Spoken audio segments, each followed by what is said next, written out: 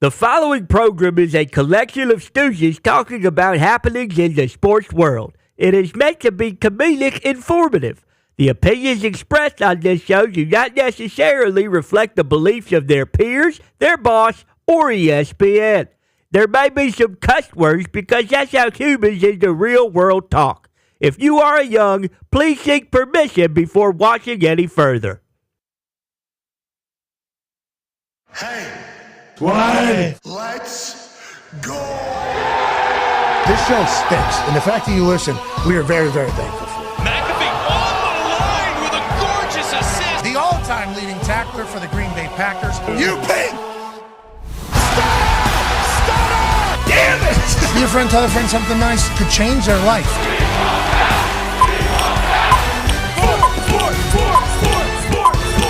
Hello, beautiful people, and welcome to our humble abode, the Thunderdome. On this NFL schedule release eve, Tuesday, May 13, 2025, this program starts now.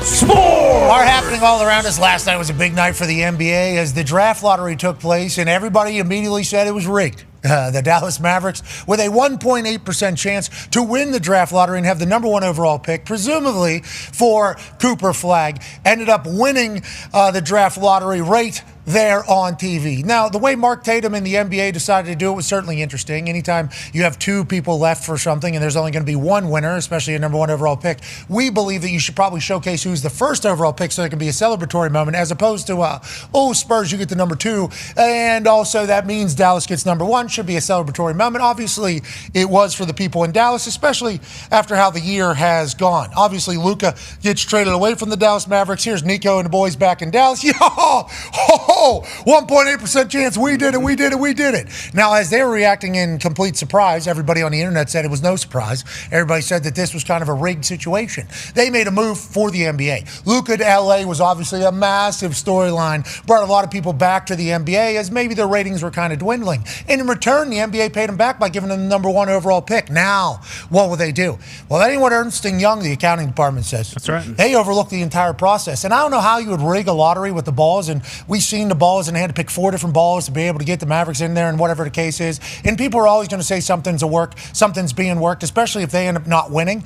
But with the Dallas Mavericks winning, they had the 4th lowest percentages to end up getting the number one overall pick in the history of the draft lottery. Now with Kyrie Irving, Anthony Davis, and what does his future look like? We'll talk to his agent, Rich Paul, in about 14 minutes or so to kind of get his thoughts on this all. And then Cooper Flagg with Klay Thompson on that team. Are the Dallas Mavericks all the way back? And was that move post-Luka maybe a great decision? Or are the Dallas Mavericks going to trade that pick? Maybe for Giannis. Whoa. The Greek freak maybe comes down to Dallas. Could you imagine Anthony Davis, Giannis, Kyrie Irving, Klay Thompson, Nico running laps, obviously, because he's in better shape than everybody down there in Dallas? Do they immediately become title contenders because of the addition of Giannis? And now that is what the next conversation is going to be for about a month or so. What are the Dallas Mavericks going to do with that number one overall pick?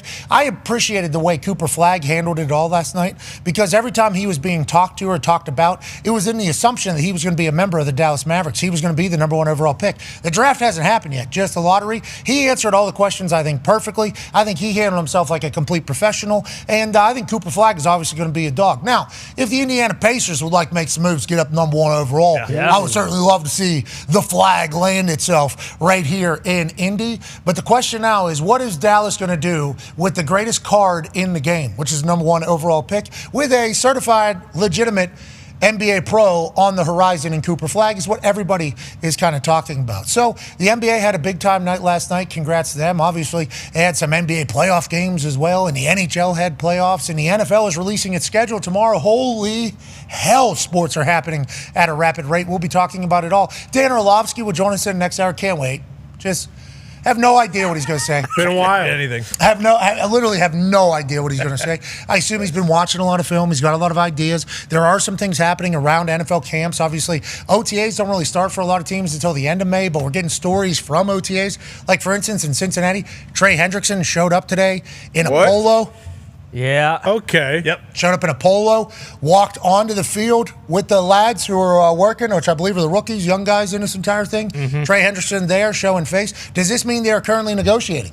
Does this mean that Trey Hendrickson and the Cincinnati Bengals are maybe trying to get a deal done? Tom Pelissero reported that Trey Hendrickson is there to address the Cincinnati media about his current contract status. Well, then why would he be going out to practice? I think this is a good thing for Trey and the Cincinnati Bengals. I think this means that they're talking, maybe negotiating. Remember, Ian Rappaport told us yesterday that he thinks that the Cincinnati Bengals will pay Trey Hendrickson. Trey Hendrickson has said, are anybody going to tell me that? Because they haven't told me a single word. Maybe that's what's happening today. Nonetheless, there are people that are on Trey Hendrickson's side around the NFL that are saying, Trey, if you want this to actually happen, at some point you're going to have to put, those probably loafers. Yeah. If I had to guess, you're going to have to put a loafer Dahn and say, hey, enough of this. He's deserved to get paid. Maybe this is a step in the right direction. Maybe they are currently negotiating and Trey Hendrickson gets his bag sooner than later. Tom Pelissero reported no breakthrough negotiations. Trey Hendrickson is in Cincinnati today to speak with the media about his contract situation. Well, we got his quote yesterday through Adam Schefter. We'll be excited to hear what he has to say today, and maybe just face-to-face type situation. Trey Hendrickson says,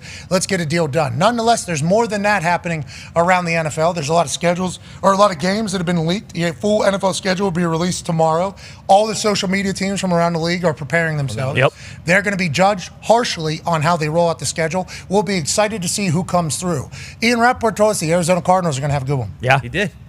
Shout out to the Arizona Cardinals. We know the Chargers are going to crush it. Always do. For sure. We know that they're going to do well. We know a couple other teams. Carolina Panthers probably going to do good. Yep. Have faith. Miami. Do we know Miami? I feel like they typically use their surroundings pretty well. Cowboys do star power. They've had Posty and others in the past. True. I assume that maybe it's a Taylor Sheridan little skit that maybe he put together, the Jerry director acting. and creator of Landman. Yeah. Yeah, if Jerry's doing some acting in this, I mean, maybe there's a chance the schedule release will be fantastic. I think Washington's going to have a really good one this year. Commanders, seemingly everything's going up that way. That's Raiders tomorrow. yesterday. That's what tomorrow's about. What's that? Mentioned Raiders. Oh, yeah, the Las Vegas Raiders. Tom Brady's team coming alongside. That's 9-year NFL vet, Darius J. Butler there. D-Bucks, good to see you. Look really cool. Kind of a shorts onesie there. I like what you're doing. Interesting. It's my first time wearing shorts. It's like a romper. You don't got baby legs. I think you should, like Foxy should never wear shorts on camera. I don't. Yeah, smart play. He's got a little Hoochie stick. Daddy shorts. What are those? That's what they call these. What are they called? Hoochie Daddy shorts. Oh, I like that. Summer. Mm-hmm. Oh, you got the Coochie Daddy shorts. Hoochie. Hey. What? It's got to use pronunciation properly, Oh, well, I heard about that. Yeah. That basketball team in New York. That's a tough name. They got to no. Well, no. Pretty easy, Knicks. Yeah. I'm just saying, I think you should just stick with Knicks. Yeah. That's what I think personally. Yeah. Especially if you are of a particular race. Sure. I think you should just probably stick with that. Because CK, if you say it quick, can have a different sound. It can. I think you just stick with Knicks. Yeah. And speaking of that, Knicks look like they're about to kind of punch their ticket to the Eastern Conference Finals. Yeah. That'll obviously be something we'll talk about with Rich Paul, and we'll also talk about today with the Toxic Tables at Ty Schmidt and at Boston Connor. Sorry about it for the Celtics, man. Obviously, I didn't get a chance to watch it live. I watched it afterwards as I was traveling home from Monday Night Raw. Jason Tatum, I believe, with how much pain he was in, and I am not a doctor, obviously. I have been somebody that has watched a lot of sports and seen a lot of injuries. With how much pain Jason Tatum, who is a megastar, superstar, a phenomenal basketball player. Obviously, the Knicks are up at this point, and it's late in the fourth, so maybe the Knicks win regardless. But nonetheless, the amount of pain that he was kind of in there makes me believe maybe not what everybody is fearing, which is the Achilles. But I am not a doctor. It obviously looks terrible. He got wheelchaired out of there. Obviously, the future is now in great speculation and question. He has an MRI today that's going to give us more answers. But I think maybe they're not so much pain. I don't know, Con Man. I am heartbroken for Boston and for Jason Tatum, who has seemingly done everything right and never really got the amount of flowers that I think he has deserved. Obviously, we would assume season's over for this year. What does it mean for the future of Jason Tatum? Yeah, and it was in the middle of a masterclass. He played so well. He had 42 points at this point. I think, me and Darius were talking about this earlier. It felt as though he was on his way to 50, especially with the way, he would have closed that game out. But yeah, I also had those feelings, maybe because he's so upset because of the way his foot looks as he's being carried off. Yeah, because it's up. It's up, yeah, which we know, when it's an Achilles tear, it's just, it can't go up. It's just kind of hanging down. But I thought it was more so the realization of, holy shit, I tore my Achilles. Achilles, which is why he was writhing in, maybe not pain, but just emotion, why he was so emotional being wheelchaired out. And it really is a bummer, especially because of what Shams has talked about with the changes to the roster that are inevitable after this year. And now, if it is an Achilles, worst case, you're kind of preparing for that. He's out all of next year. Next year is a complete wash. We saw this with Kevin Durant, and granted it was in the finals when he tore his Achilles, but he went from Golden State to Brooklyn, and he missed the entire first year when he was in Brooklyn. So you're praying that it's not that. But, yeah, at this point it is doom and gloom in New England, in Boston. I'm not going to say the series is over just yet. I still have a little bit of faith in, the boys in that locker room, and Joe Mazzulla and Jaylen Brown being the first option. But last night was tough. And to be fair, I don't know if Hembo sent you something, but I'm pretty sure the Knicks missed 3 shots in the fourth quarter. They were lights out. That's kind of their MO. Yeah, they earned it. That's kind of the Knicks' MO, is that in the fourth quarter, especially the Brunson burner, Jalen Brunson, what he's done in the fourth quarters, what he has accomplished. You look down there at stat, fourth quarter points for the first 10 games of one NBA playoff since 1997. That's a long time. A lot of dogs have played, obviously, in the playoffs. That's where the superstars happen. This guy's unstoppable in the fourth quarter. He's not the only one, though. It seems like it's an entire team mindset that we're going to keep this close. And if we're in it in the fourth, we're going to go ahead and take this thing over. That is a great trait to have as a basketball team. Yeah, Mikal Bridges, I feel like when the trade happened, it was one of those things this offseason that was looked at as a big move. And then when moments like this happen, I think everyone realizes it was a big move. Cat played extremely well, didn't really have too much of an answer for him and Mitchell Robinson when it came to offensive rebounds. And then Jalen was just so good at kind of facilitating. We talk all the time about Brunson, but there's an assist to Bridges there after drawing a double team. Cat, great alley-oop to Mitchell Robinson. And Mitchell Robinson, again, I think he had 5 offensive rebounds in legitimately 4 minutes in the first half. He was a massive difference maker, but Bridges just could not miss. Yeah. And that was the story of, I believe, game 2. He had no points, and then in the fourth quarter, he had 14 points.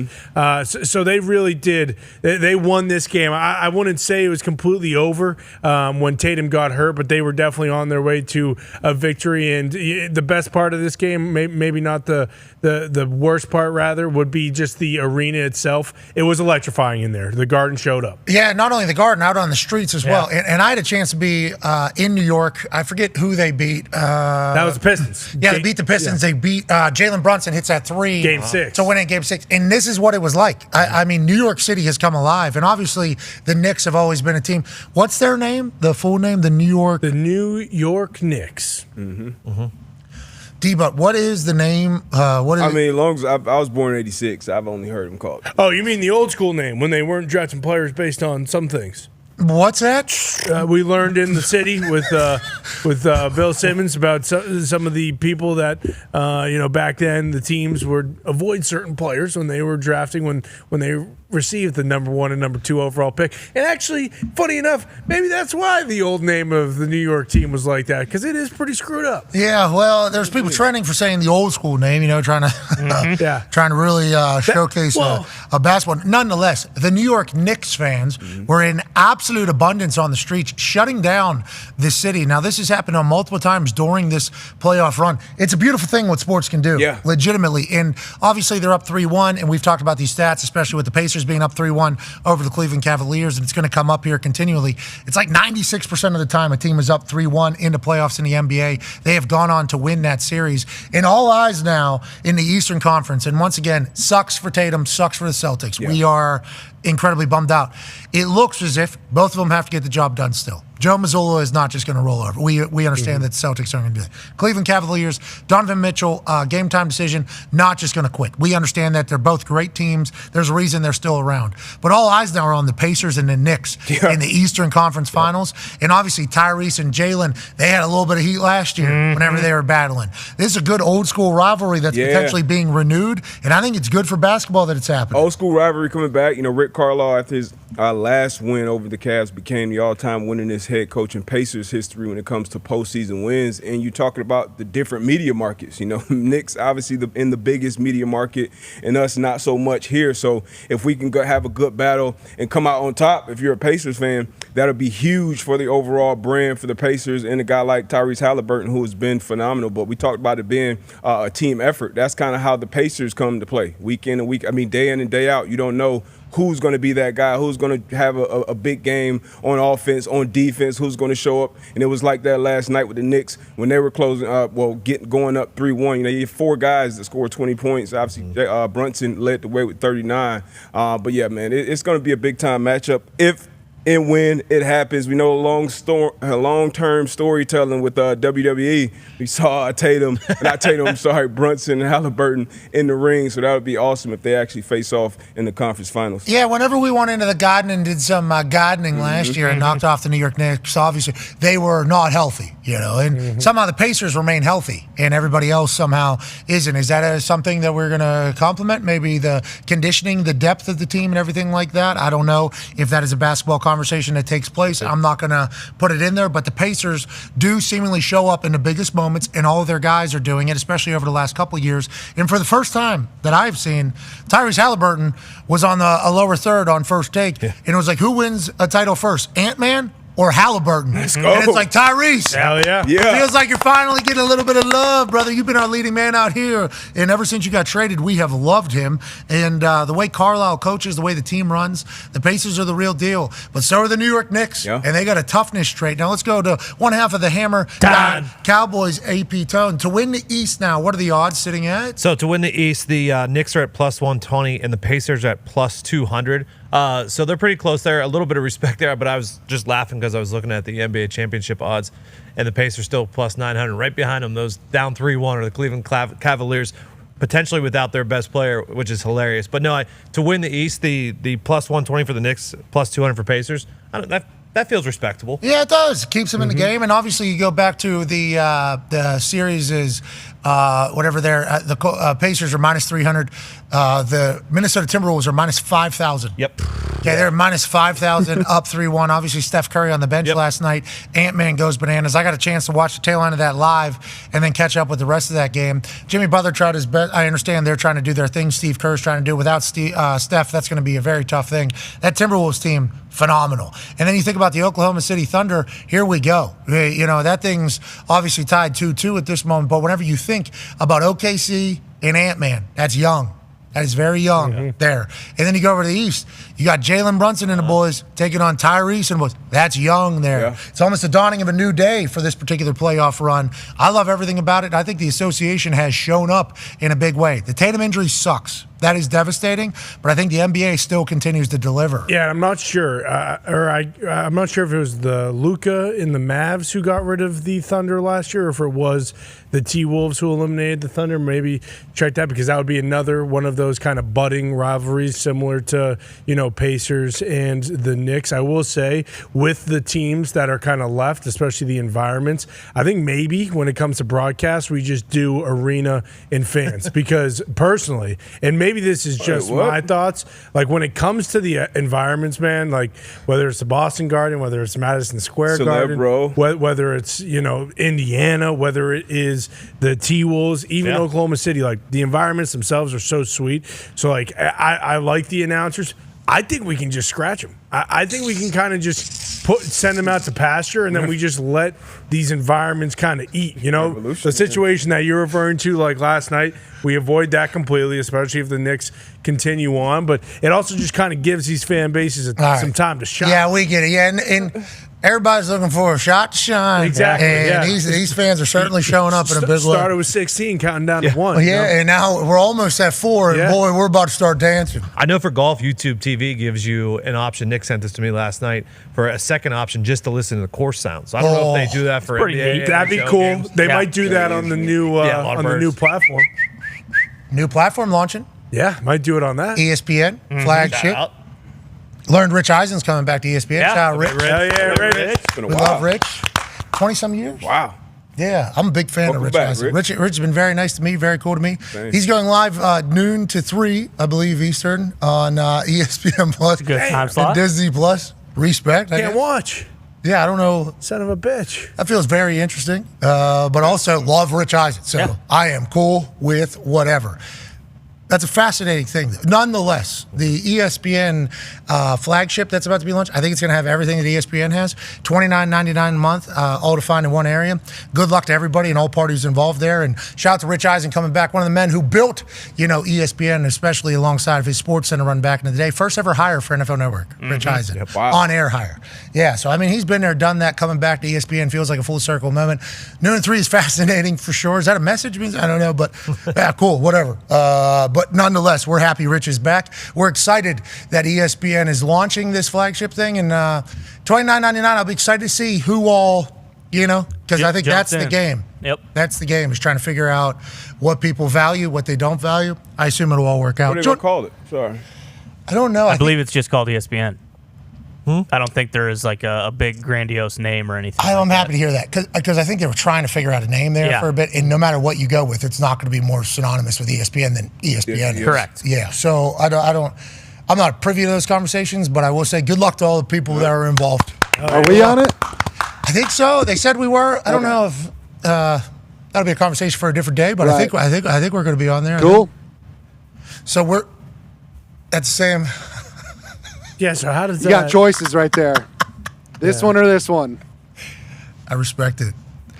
Just like the NFL Live crew, on free agency frenzy day. That's right. Hey, counter program us. It's all good. That's how it goes. Yeah, we like it. That's how we like it, actually.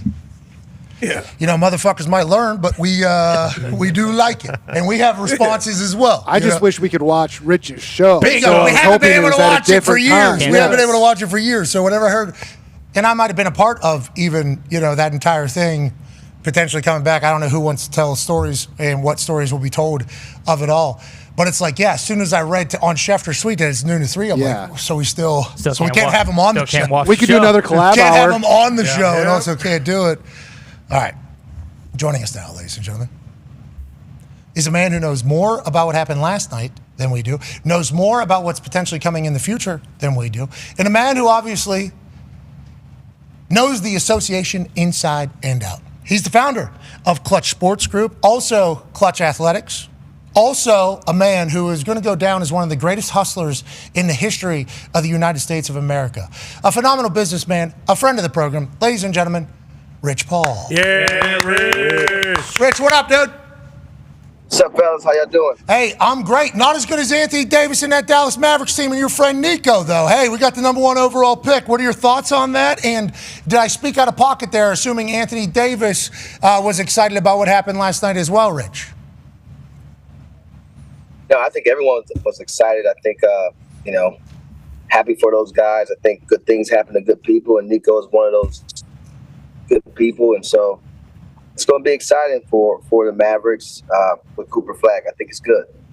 Whenever you think about the draft lottery, obviously we had LeBron on. Thank you for, I assume, telling him that he could potentially or should potentially have a conversation with us. And the LeBron conversation was obviously met with incredible. What he did for us, so kind. Still to this day, so incredibly kind of that. We're going to call you back, actually, because the connection's kind of gone to crap as he's in a car from one business move to another. But during the LeBron conversation, this is actually what LeBron said to us about understanding the assignment with the NBA lottery. Listen, man, during the ball drop, during the lottery drop, Cleveland got the #1 pick. I just don't think that was. Just, whoa! What are you? What a coincidence! Don't you think? Wemby with the Spurs. Oh my God! Let's keep LeBron home. You know what? Patrick Ewing to the Knicks.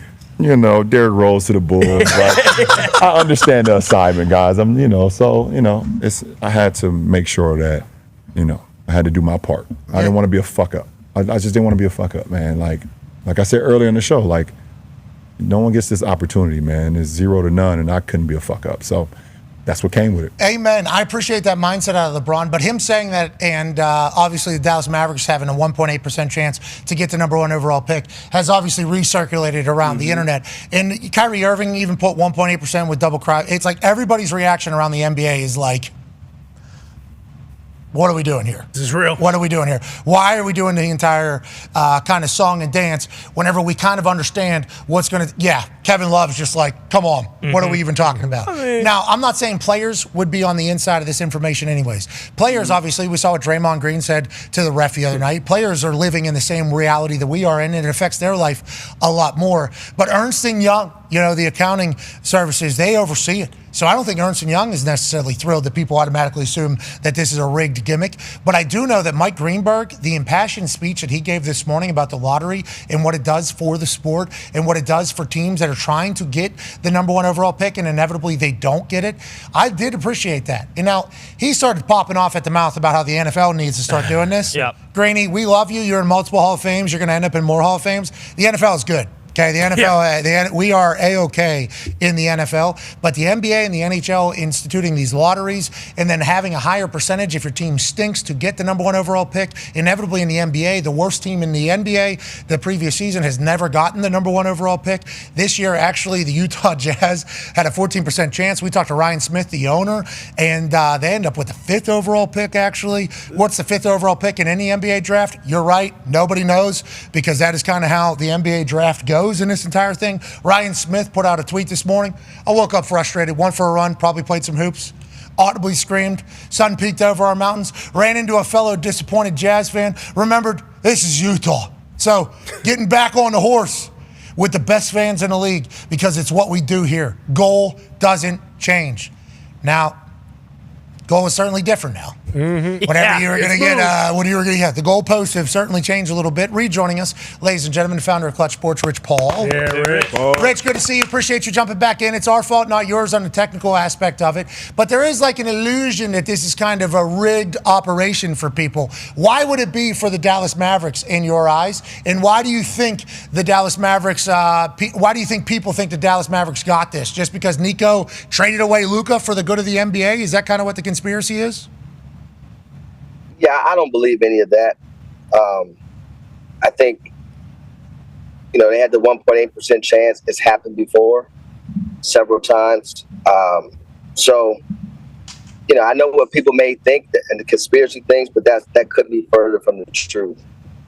Yeah, Cooper Flagg, guaranteed number one overall pick is kind of what everybody's saying. How do you view him as an NBA prospect? And what are your thoughts on people saying maybe the Mavs trade this number one overall pick to get another megastar? No, I think there'll be no trade.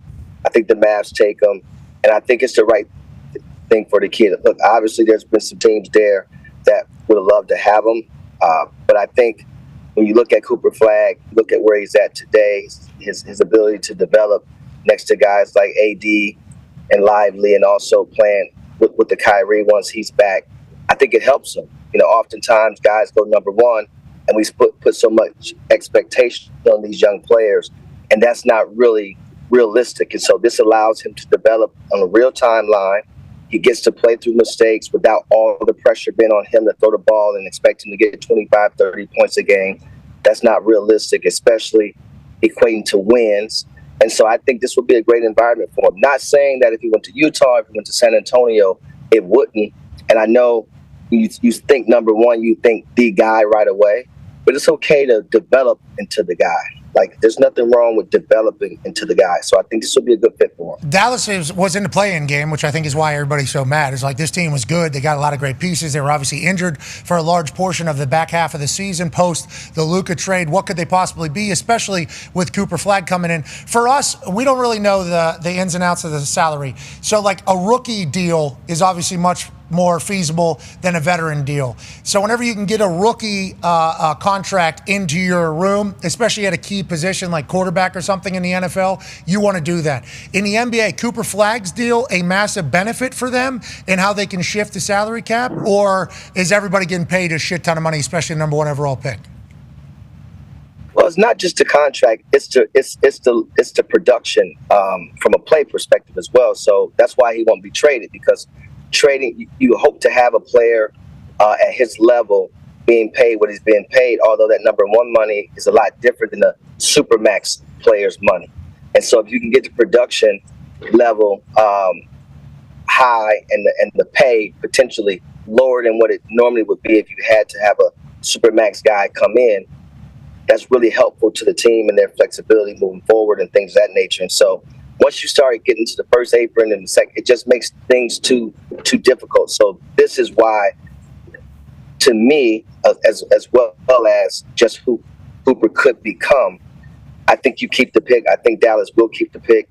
And I think it'll work well for both sides. Excited to watch Cooper Flag develop. In football, we say, if you go to a good situation, you already got a massive head start. Cooper Flag going to a team that could have made the playoffs, especially if they were healthy. Massive head start for his career. Good luck down in Dallas, and congrats to the Mavericks fans, man. Yeah. Congrats. That was a tough run. And congrats to your guy, Nico, too. You said good things happen to good people. A lot of people weren't saying that about Nico just a few months ago. And then now, all of a sudden, back on top of the world. You mentioned the San Antonio Spurs. AP Tone has a question for you. Yeah, you did, Rich. And a lot of people think they got the number 2 pick now, so that gives them a ton of ammo to potentially go make a big move. Obviously, they have the last 2 rookies of the year in Wemby and Castle. They trade for De'Aaron Fox. Do you think with that number 2 overall pick, they could use that to go get someone big, or do they just keep loading up on young stars for the future? Yeah, I mean, look, they could package 2 and 14 and go and get something. They could draft 2 and do something with 14. They have a lot of options here. But again, what do they need? I think they're the type of team that we've seen draft need. They hit it pretty well over the years with Castle and obviously Wemby, even guys like Devin Vassell, and they have young guys like Keldon Johnson.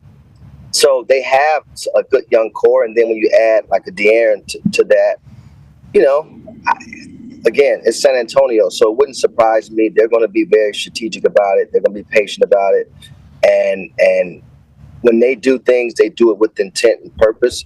And so I imagine that they look at this draft and try to look at age, timeline, production, the ability to develop and make the best choice for the organization going forward. They're going to make a long-term choice for sure. There are so many storylines at the top there. Like if the Sixers get the number 1 overall pick, everybody would say it was rigged for the Sixers. If San Antonio Spurs would have got it, everybody would have said it was rigged for the San Antonio Spurs for Wemby and Cooper Flag. I mean, if the Utah Jazz would have got it, there's no storylines. It's just Utah Jazz sucked last year. Exactly. And they kind of got it. So I think we could have made conspiracies out of everything. The fact that 1.8% got it and they were a play-in team, wild to think about the possibilities. Good luck to all the teams finding what their potential home is. Now, with that being said, Giannis is a massive piece of this. That is why people were thinking the Dallas Mavericks maybe trade the number 1 pick, get Giannis in there. And if you have Giannis, AD, Kyrie, Clay, what type of team do you have in Dallas all of a sudden? It's an expensive one, but let's talk about the Giannis situation. Go ahead, Ty. Yeah, Rich, with all that happening, where do you think the most likely landing spot is for Giannis now? The sportsbooks still have Milwaukee as the favorite, but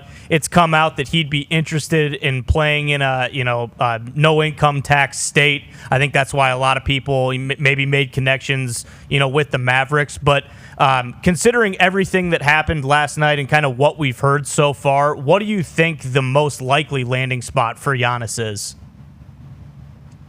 That's a good question. Look, I think he's definitely, if what's being reported is true, he's opened the door for Milwaukee to look at things. I think you have to partner with Giannis, given the fact that he did win a championship there and he signed an extension. So part of that would be, hey, to get me somewhere where I want to go. The likely spots, I mean, look, it depends, right? If you're Giannis, he's 30. He has 3 years left on his deal with a player option at 62.8. He already won a championship. And so do you want to go to a team in which you can now build something that's tailor-made around you? I imagine he wants to stay east. And then, it depends on what timeline he's on, the type of patience that he has.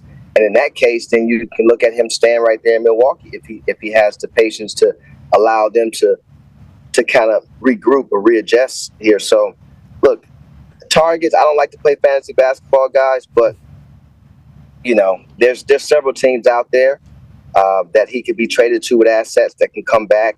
I think he would work with the Bucks to try to help them at least get some talent back. But then that team also has to have enough to move forward on a 2-year timeline, I imagine, to be really competitive. And so you look at teams like the Nets. Obviously, they have the picks from Phoenix and in the trade. Phoenix and also the Knicks. You look at Toronto, who has young assets, a big market. He would be huge there, obviously. And you have to believe in guys like Masai and Bobby Webster. And then there's teams, what do you do? I know there's San Antonio. I know there's Houston. But I don't know. From San Antonio's perspective, age-wise and roster-wise, does it make sense? Maybe, maybe not. I know people think Dallas. I just don't think they can do it. And so it's not as easy as people think. When you have big names, you think, they could just go anywhere and anything could be done. There's a lot of complications to these things. And so we'll see how it unfolds. It's exciting for the league, though. And I the one thing I will say is Giannis has done all he's been asked to do. And so if he wants to leave, great. And I think the Bucks have done right by him. And so I don't think anyone would be at fault. It's just business. Yeah, it just didn't work out, right? It just didn't work out. And maybe a new home, a nice, fresh beginning. Maybe the Bucks are able to get some assets. I love the fact you said, I don't want to play fantasy basketball, because that's what we just assume you do behind the scenes. Yeah, we assume you're just doing fantasy basketball all the time. Let's talk about current basketball taking place, the playoffs, obviously. D-Butt has a question for you, Rich. Yes, sir. We're just talking about Giannis. The last two MVP finalists, Joker and SGA, haven't really been playing their best basketball the last few games, but big game five in OKC tonight. Which team do you see bouncing back, and also which superstar do you see bouncing back and kind of getting back to form? Oh, man, this is a big game. Normally the guys who win game five win the whole series, they say. That's what statistics show. I imagine OKC's at home. Ooh, this is a tough one. I do think SGA and Jokic play better than they have played in the series. But this is why you have great teams. You have great depth. And I think their teammates have lifted them up. You've seen guys like Aaron Gordon make big plays. Russ has made big plays on both ends of the floor. And then you see guys who hadn't played all series, like a Wiggins, come in and make big shots. And, Caruso's, he does what he does best. As you know, he just affects the game in so many different ways that may not show up in the stat sheet. And so, I don't know. It's tough to tell who wins tonight, but I do think the stars come out to play, and it's been a great playoffs.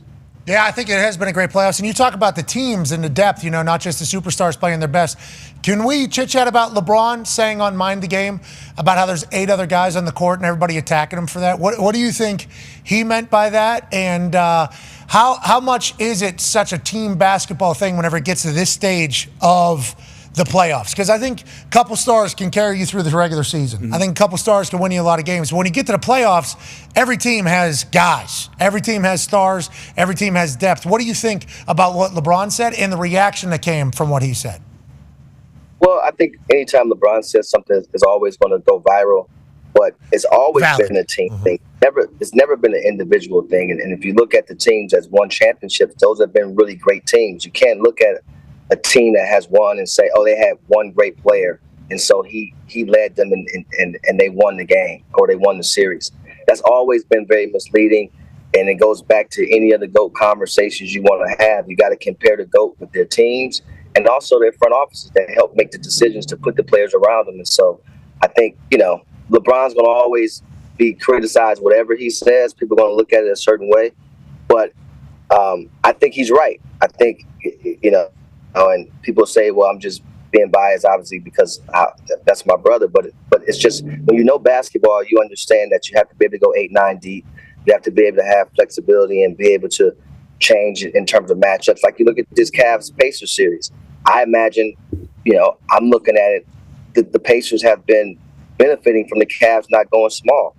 I would start Evan at the 5 and bring Hunter at the 4. That way you can be able to match with the Pacers and that speed of the game. And that way Jared Allen's not Xing out, trying to close out on guys like Siakam. They're getting off to great starts because, again, it's very hard to defend that pace.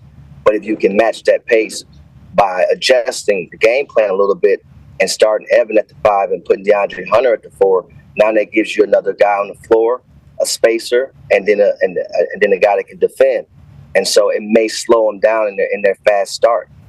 That could change the series. I mean, it happened with Iguodala when the Warriors, decided to go small with him and move David Lee to the bench that series. And so you have to be a professional in these times to understand that things may change.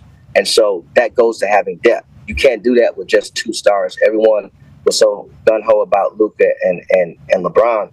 I wasn't. I never thought that would just mean that they're going to win the championship. Names don't win the championship. Rosters do. Would have been cool, though. Yeah, would have been very cool. Would have been very cool. And I do appreciate that you're still an Ohio guy. Let's not be giving any tips to the Cavaliers, okay? let's not be giving any tips. But listen, I love Rick Carlisle. Rick Carlisle's a hell of a coach. He's been a hell of a coach everywhere he went. So it doesn't surprise me, the chess match in that series. And that series, obviously, last game was just a blowout. But when you think about it, all these series are closer than you realize. Losing Steph, I mean, the Warriors just can't. It's just hard. You can't plug somebody in to replace Steph Curry. That does not happen. Can't plug 3 people in to replace Steph Curry. So certain things you're not going to be able to get around. But even in the Knicks-Boston series, I mean, you've seen the stat. Boston, the Knicks has only led 24 minutes in the entire series. They're up 3-1. 24 minutes they've led, 24 minutes and 55 seconds to be exact. They've led in the entire series, and they're up 3-1. That's not stars. You get what I'm saying? And so if you understand our game and you really live this, you understand the importance. And people will say that, well, the Knicks don't have any depth. They built that roster to compete against the team they're competing against. And so, I love the game. So I watch all these games intensely, but it's great. It's great for the league. I'm excited. Hey, what is the Knicks' name? What is their full? New York. The New York. What is the name of that basketball team? Knicks. No, there's a bigger name. Like the old name. What? The old name. We know what the old name is. What is it? Well, you guys aren't seeming to say it, so I'm not going to say it. I think you're okay to say it. From what my understanding of I don't think I should be saying it. Yeah, I don't think I should be. Well, Connor should not be saying it. I'm a little lost on the history there, but if you say I can say it, then that insinuates something totally different. So. Yep. Yeah, I think you're starting to get it. I'm at the draft combine, so let me ask the history. I mean, someone has to know it here. No, the history is just last night. Yeah. White said the name, and boy, you say it quickly. I think a lot of people go, "What? Whoa! What was that?" Oh, I missed that. Yeah. I'm going to miss that, too, with my mouth for the rest of my life. That's what I learned last night. That is the New York Knicks. Yep. New York Knicks. That is their name, full name, and that's how it should be said. Good name. Great name. Good name. What's it come from, though, like Knicks? I don't think I fully understand. I mean, like I said, I've been here since '86. It's been the Knicks my whole run. Oh, okay. You know what I mean? How about Bruce? Bruce, what's the name? Bruce, what's the name of the New York Knicks? How did we get to Knicks? The Knicks are named after the Knickerbocker Club in New York, which is like the Dutch settlers from like gangs of New York times, basically. Okay. See what just happened there, Rich? A little close there. I think he was a little bit too confident. I don't think that should have came out of his mouth right there. See, that's a little difference. Yeah, that's a little strong. Connor has a question for you, Rich. Yeah, I need to spread that news, Rich. But with everything you just said, one of the teams, that I guess was playing with just 2 stars that never got it done would be the Suns, where Kevin Durant is, and that's kind of exactly what the problem with those teams were, was they didn't have any depth, so that when they got to the playoffs, they kind of completely collapsed. And KD is one of those players this offseason with Giannis that is at that level of one of those stars, maybe a little older, but still at a supreme star level that's also on the block. How do you see that going with Phoenix? Because obviously it feels as though that conversation has been going on for a pretty long time with Ishbia and KD in the front office, where KD and them have kind of agreed that they will work together to get KD to a specific place.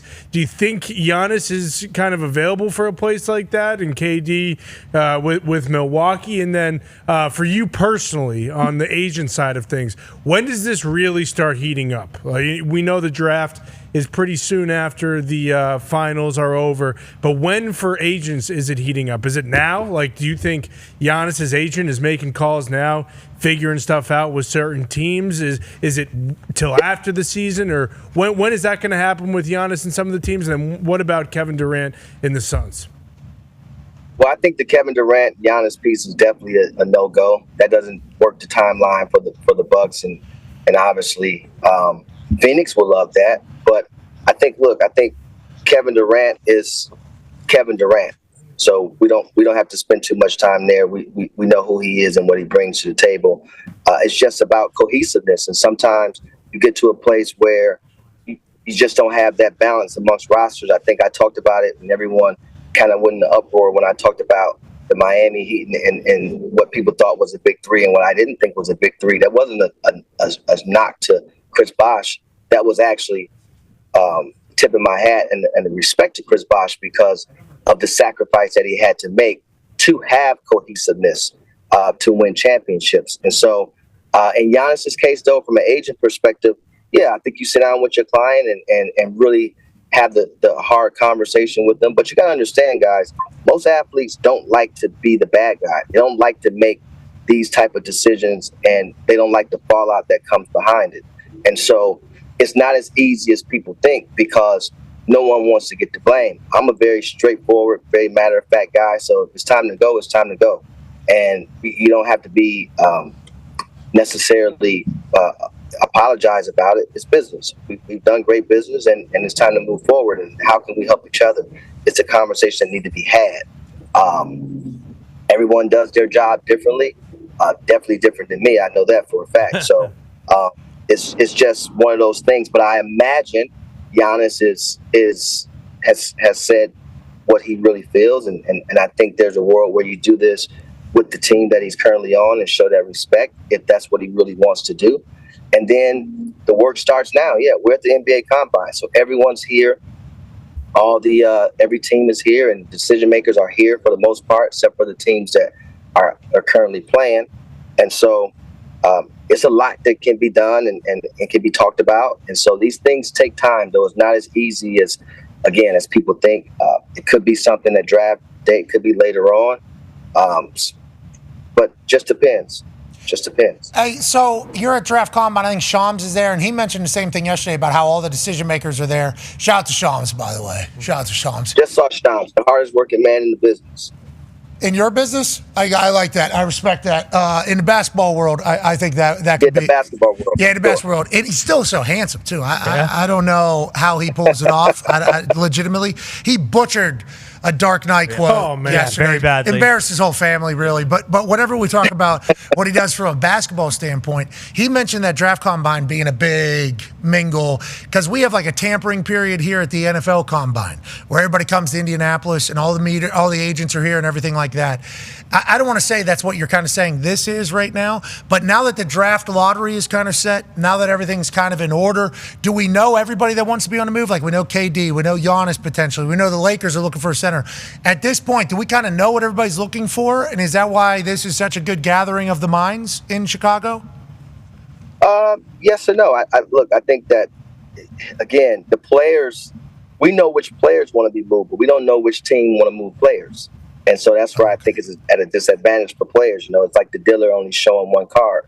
But ultimately, yes, this is where, you know, look, you can have certain conversations. It's not tampering, it's just dialogue. And, you know, it's really 20 hours of it. You're in the gyms, you are in the hotel lobbies, you're having the meetings and things of that nature. And so this is where if there's a conversation to be had, this is a great time to have it. You can make the same argument for Summer League.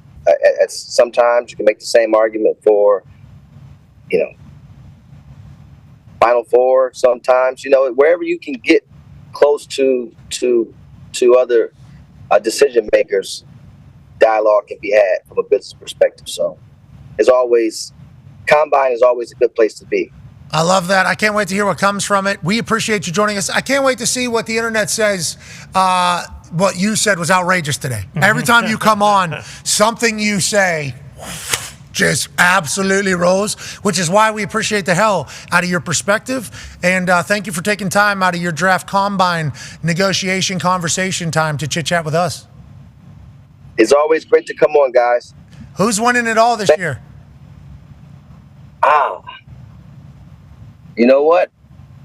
I said it before in the show. There's so much parity. I cannot tell you who's winning it all right now. I see the odds. I'm not a betting man, so that doesn't help me at all. But look, I think it's all about matchups. You know, there's a world where you can see Minnesota get all the way there, and obviously OKC. It's OKC. They've been really good all year. I know what the series are on the Eastern Conference, but I don't think Indiana nor the Knicks think that those things are over till they're actually over. So I don't know. It's just hard to tell. But again, it's an exciting time for our league when you have this type of parity, and anybody could win. And so we see the excitement that's in New York. I mean, they win a game and people are out there till 3 a.m, which is incredible.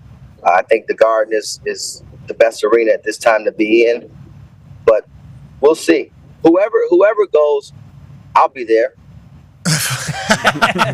Shaking hands, kissing babies, showing face. At least for one game, I'll be there. You know, that's been something that I've done, I don't know, for the last umpteen years, and so I look forward to going.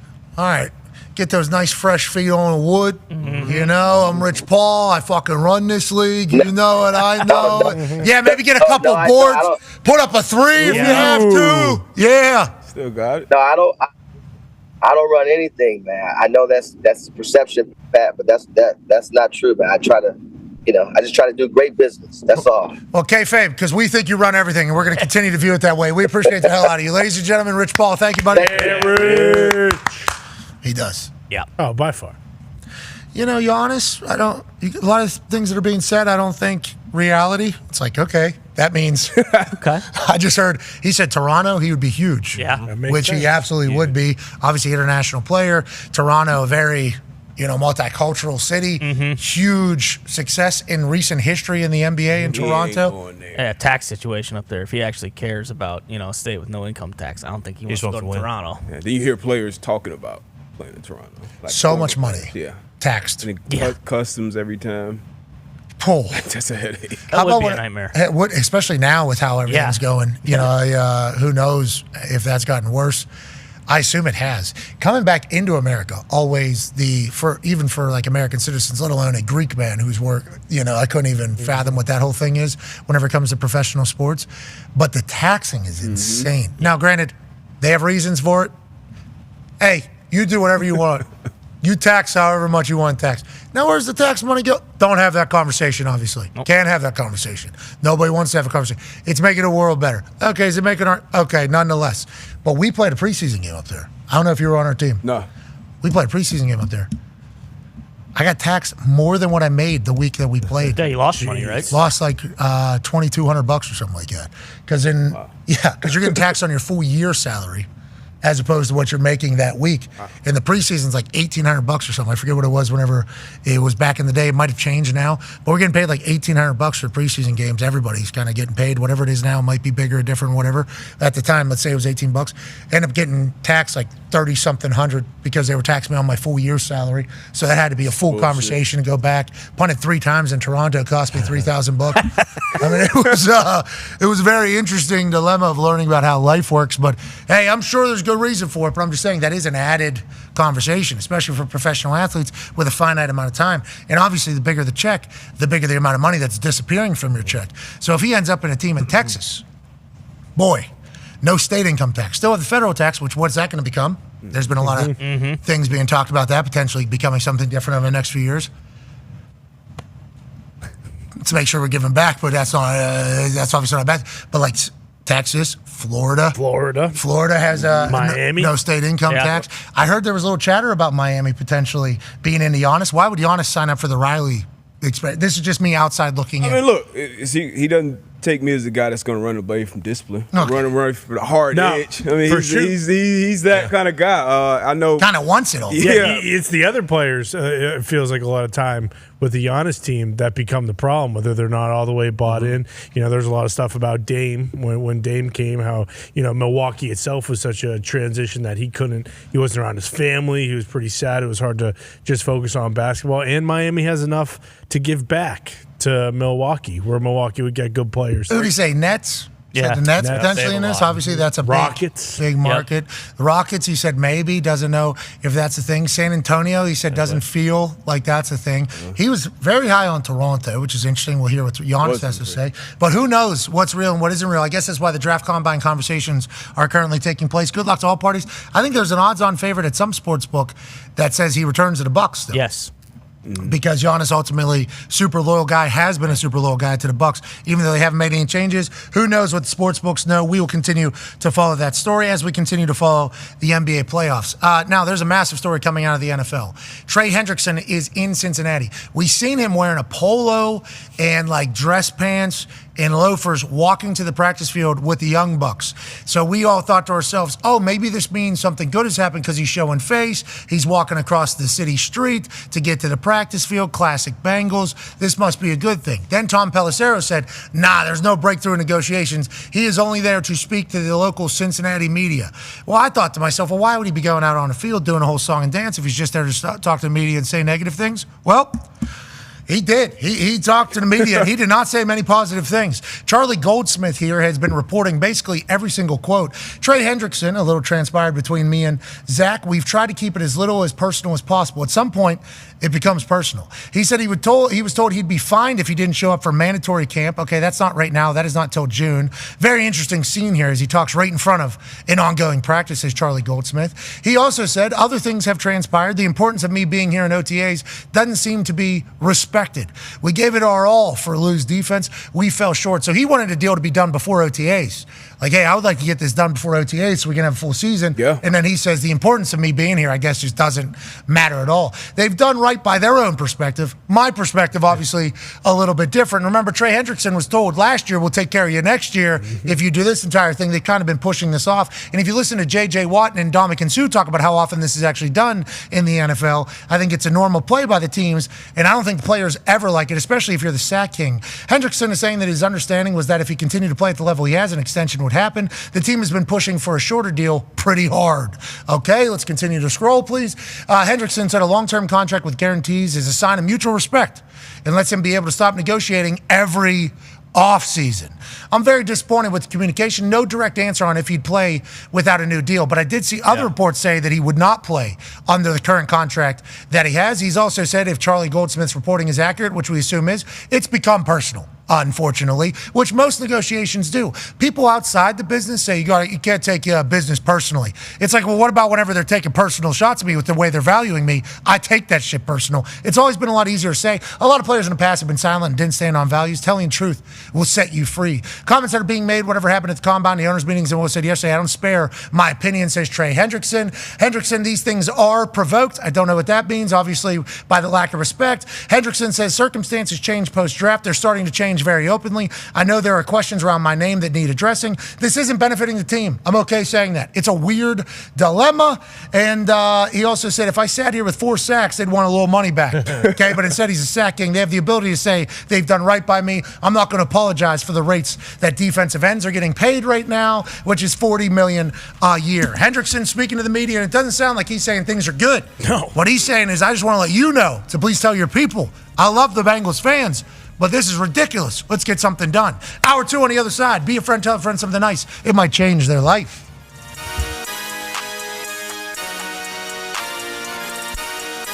Belle Sessions, who got here at 3 a.m. this morning, was the winner. Her ticket was pulled, and you thought to yourself immediately, what, Belle? I knew I couldn't do it, and he was next to me, and he said that he could, so we're splitting it. Okay, so Belle Sessions made the decision to talk to my man, Henry Silver, who Henry got here yesterday at 6 p.m. He's been waiting for this moment. Now, Henry, you told her that you could make it. Why do you think that's the case? Have you ever kicked a ball before? I've kicked a ball before. I've played soccer my whole life. I think I can do it. This kick is for $150,000. You said you would split it in half, right? Okay, so let's make it $200,000. If you make it, you will both get $100,000. Where are you from, Henry? I'm from Fishers, Indiana. Who's your favorite NFL team? The Colts. Hell yeah, dude. Hell yeah. Come on, bro. Hell yeah. To hell with the Falcons. That was rude. They didn't deserve that. I like that. Henry, Henry, 33 yards, 100,000 for you, 100,000 for her, $200,000 to hurricane relief, 400,000 on the line. Henry, are you ready? Of course. Have you ever said anything bad about kickers? Of course. Shut up. Let's go. Now, here in Athens, Georgia, it would be beautiful if $400,000 would be up for grabs. Why don't we double it? Because the Georgia Bulldogs. So,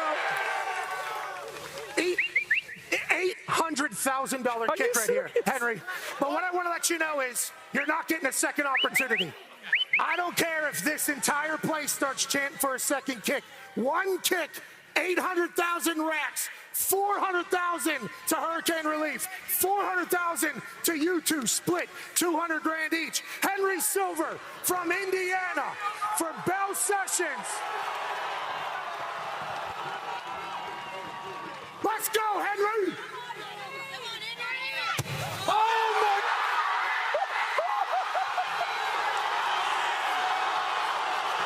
Henry, come in, buddy. Come in.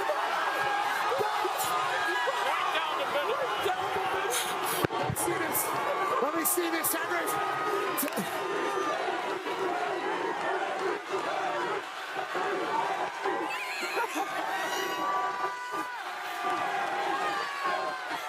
That was amazing. I mean, he walked in like, Henry! Congratulations, Henry! Congratulations, Bell! Dude! Congratulations, Georgia! What a morning! College game day's the greatest! College football's amazing! Bell, you just won $200,000. The following program is a collection of stooges talking about happenings in the sports world. It is meant to be comedic informative. The opinions expressed on this show do not necessarily reflect the beliefs of their peers, their boss, or ESPN. There may be some cuss words because that's how humans in the real world talk. If you are young, please seek permission before watching any further. Hey, Why? let's go. This show stinks, and the fact that you listen, we are very, very thankful for. McAfee on the line with a gorgeous assist. The all-time leading tackler for the Green Bay Packers. You pink. Damn it! Be a friend, tell a friend something nice could change their life.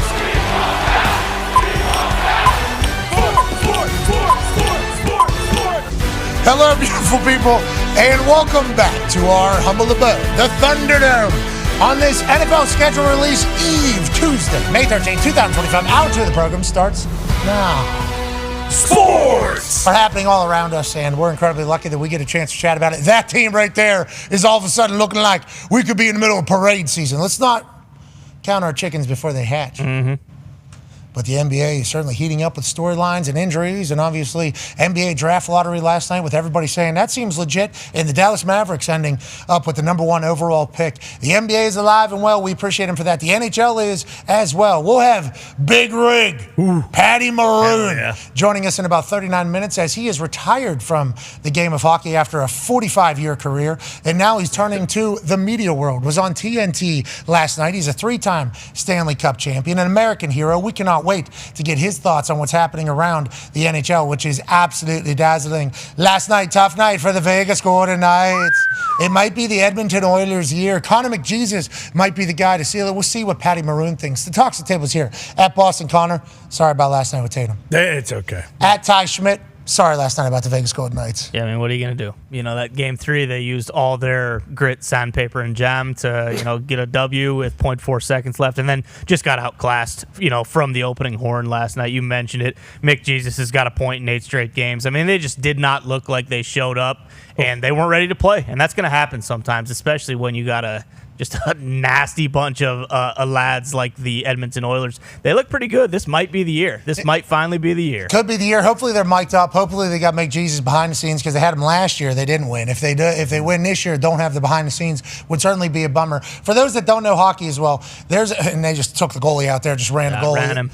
I mean, a couple times that's been happening, hasn't it? It has. Edmonton Oilers been playing a little dirty ball there, a little dirty chippy last night. Yeah, I mean, you can't just. He got pushed. Shout out to Kane, by the way. He's been doing that a long time. Oh, yeah. I'm excited to get Patty Maroon's thoughts on old Kaner, by the way. They've probably had a couple moments on the ice together. But Connor McDavid, who plays for the Edmonton Oilers. And obviously he's huge in Canada, as he should be. He's been huge in the hockey world for a long time. The casual American hockey fan probably doesn't fully comprehend what this guy is. You're talking about an absolute wizard on the ice, has never won a cup. So everybody kind of holds that against him. And now he potentially has the opportunity with this Edmonton Oilers team with the way they're playing right now. Excited to hear what Pat Maroon has to say about that in about 37 minutes or so. One half of the Hammer, Dahn, Cowboys, AP Tone is here. 9-year NFL vet. Host of Everything DB, Good D, Bad D. Darius J. Butlers. Yes, sir. Baby D-Bucks. Yeah. Mr. Hoochie Coochie. Way down your in Chattahoochee. It gets hard. Hoochie Coochie. Well, that's the shorts you wear. Banger. What'd you say the shorts are? What's that?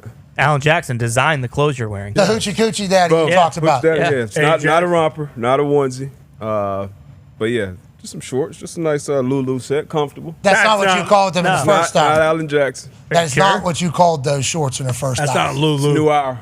New Hour, New You, same shorts. Mm-hmm. What are they called? Coochie Daddy? Lululemon. No, that's not what you said. Lulu. That's not what you said. If you said that, that would have got a different response the first time. Yeah, we would say Lululemon. I heard that's real comfortable. There's some stuff going on with that, but I respect I everything. believe you said hoochie daddy, which is defined as men's shorts that are very short and tight, exposing the upper to mid thigh. Oh, so you said hoochie daddy. Well, you said coochie daddy. Okay. Got me. Way down your in Chattahoochee shorts. Yeah. That's what you got going on. He cut his teeth? Alan? Yeah. Yeah. Yeah. He cuts other people's teeth. Yeah, I think he has. Okay. They call him the dentist, baby. I wonder. Yes, they do. Yeah. Beyonce didn't cut her teeth in the country music business. No, she didn't. And now she's using robots. She's from Texas, but she did not cut her teeth in the country music industry. That is not my quote. That is music snob, country music critic, D-Bone's thoughts in this entire thing. A lot of good country music coming out right now. Yeah. Parker McCollum's new song, Big Sky, I have run 30 times. I was listening to it on a plane last night. I feel like, I've asked Parker for years, hey, can you write a song for me? Can you write a song for the guys? Feels like that song was potentially written for the life that I am currently living, so I might connect to it more, but that guy's pipes show through. Man. It's a great song. I think Hardy's got a new album coming. Morgan's got a new album coming. I think everybody in the country music world, I think Ernest just put out a new album. Blake Shelton, I think? Yeah, Blake Shelton has a new album. I mean, hey, country, we appreciate you guys showing up for us, especially going into summer. Yeah. Shabuzi dropping another? Shabuzi's new song, Beyonce? Amen, with Jelly Roll. So good. They just performed it. Yeah. Banger. It's an absolute banger.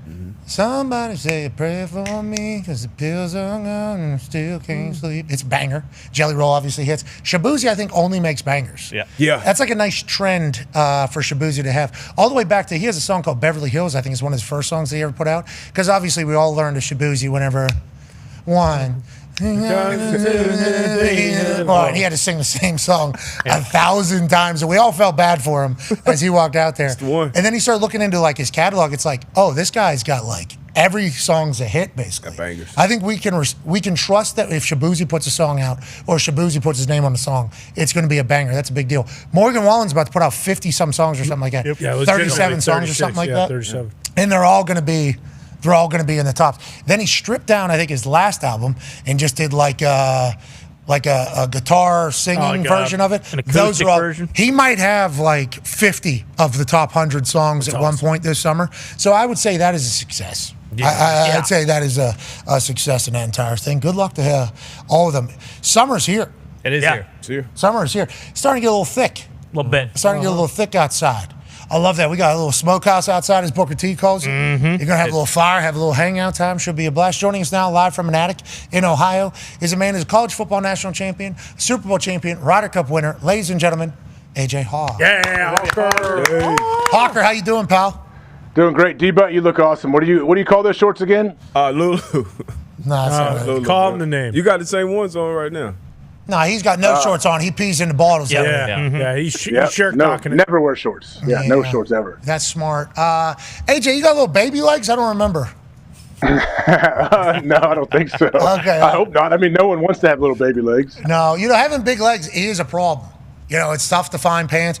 Most shorts become, as D-Butt will call them, hoochie daddy shorts because they're very tight. You know, when the inside starts riding up too, makes you look like a fatso, but it's not really that you're a fatso. It's just that your legs are big. You know, my thighs have been touching, I think, since about 6th grade, 5th grade. So it's not been easy for me to find stuff with this big fat ass that I have for a long time. But as I've gotten older, it's starting to kind of disappear a little bit, has made buying, you know, like pants and shorts easier.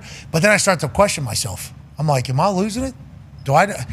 If I need to, am I still going to be able to? Am I going to be able to get shoot on someone? Yeah, am I going to be able to have a good base? You answered that question last week. You just did. I'll tell you what, they showed a highlight of that thing. I didn't know in real time because I was kind of, you know. Sure. Yeah, heated battle. Yeah. Of course. You're violent man. He's the most violent champion.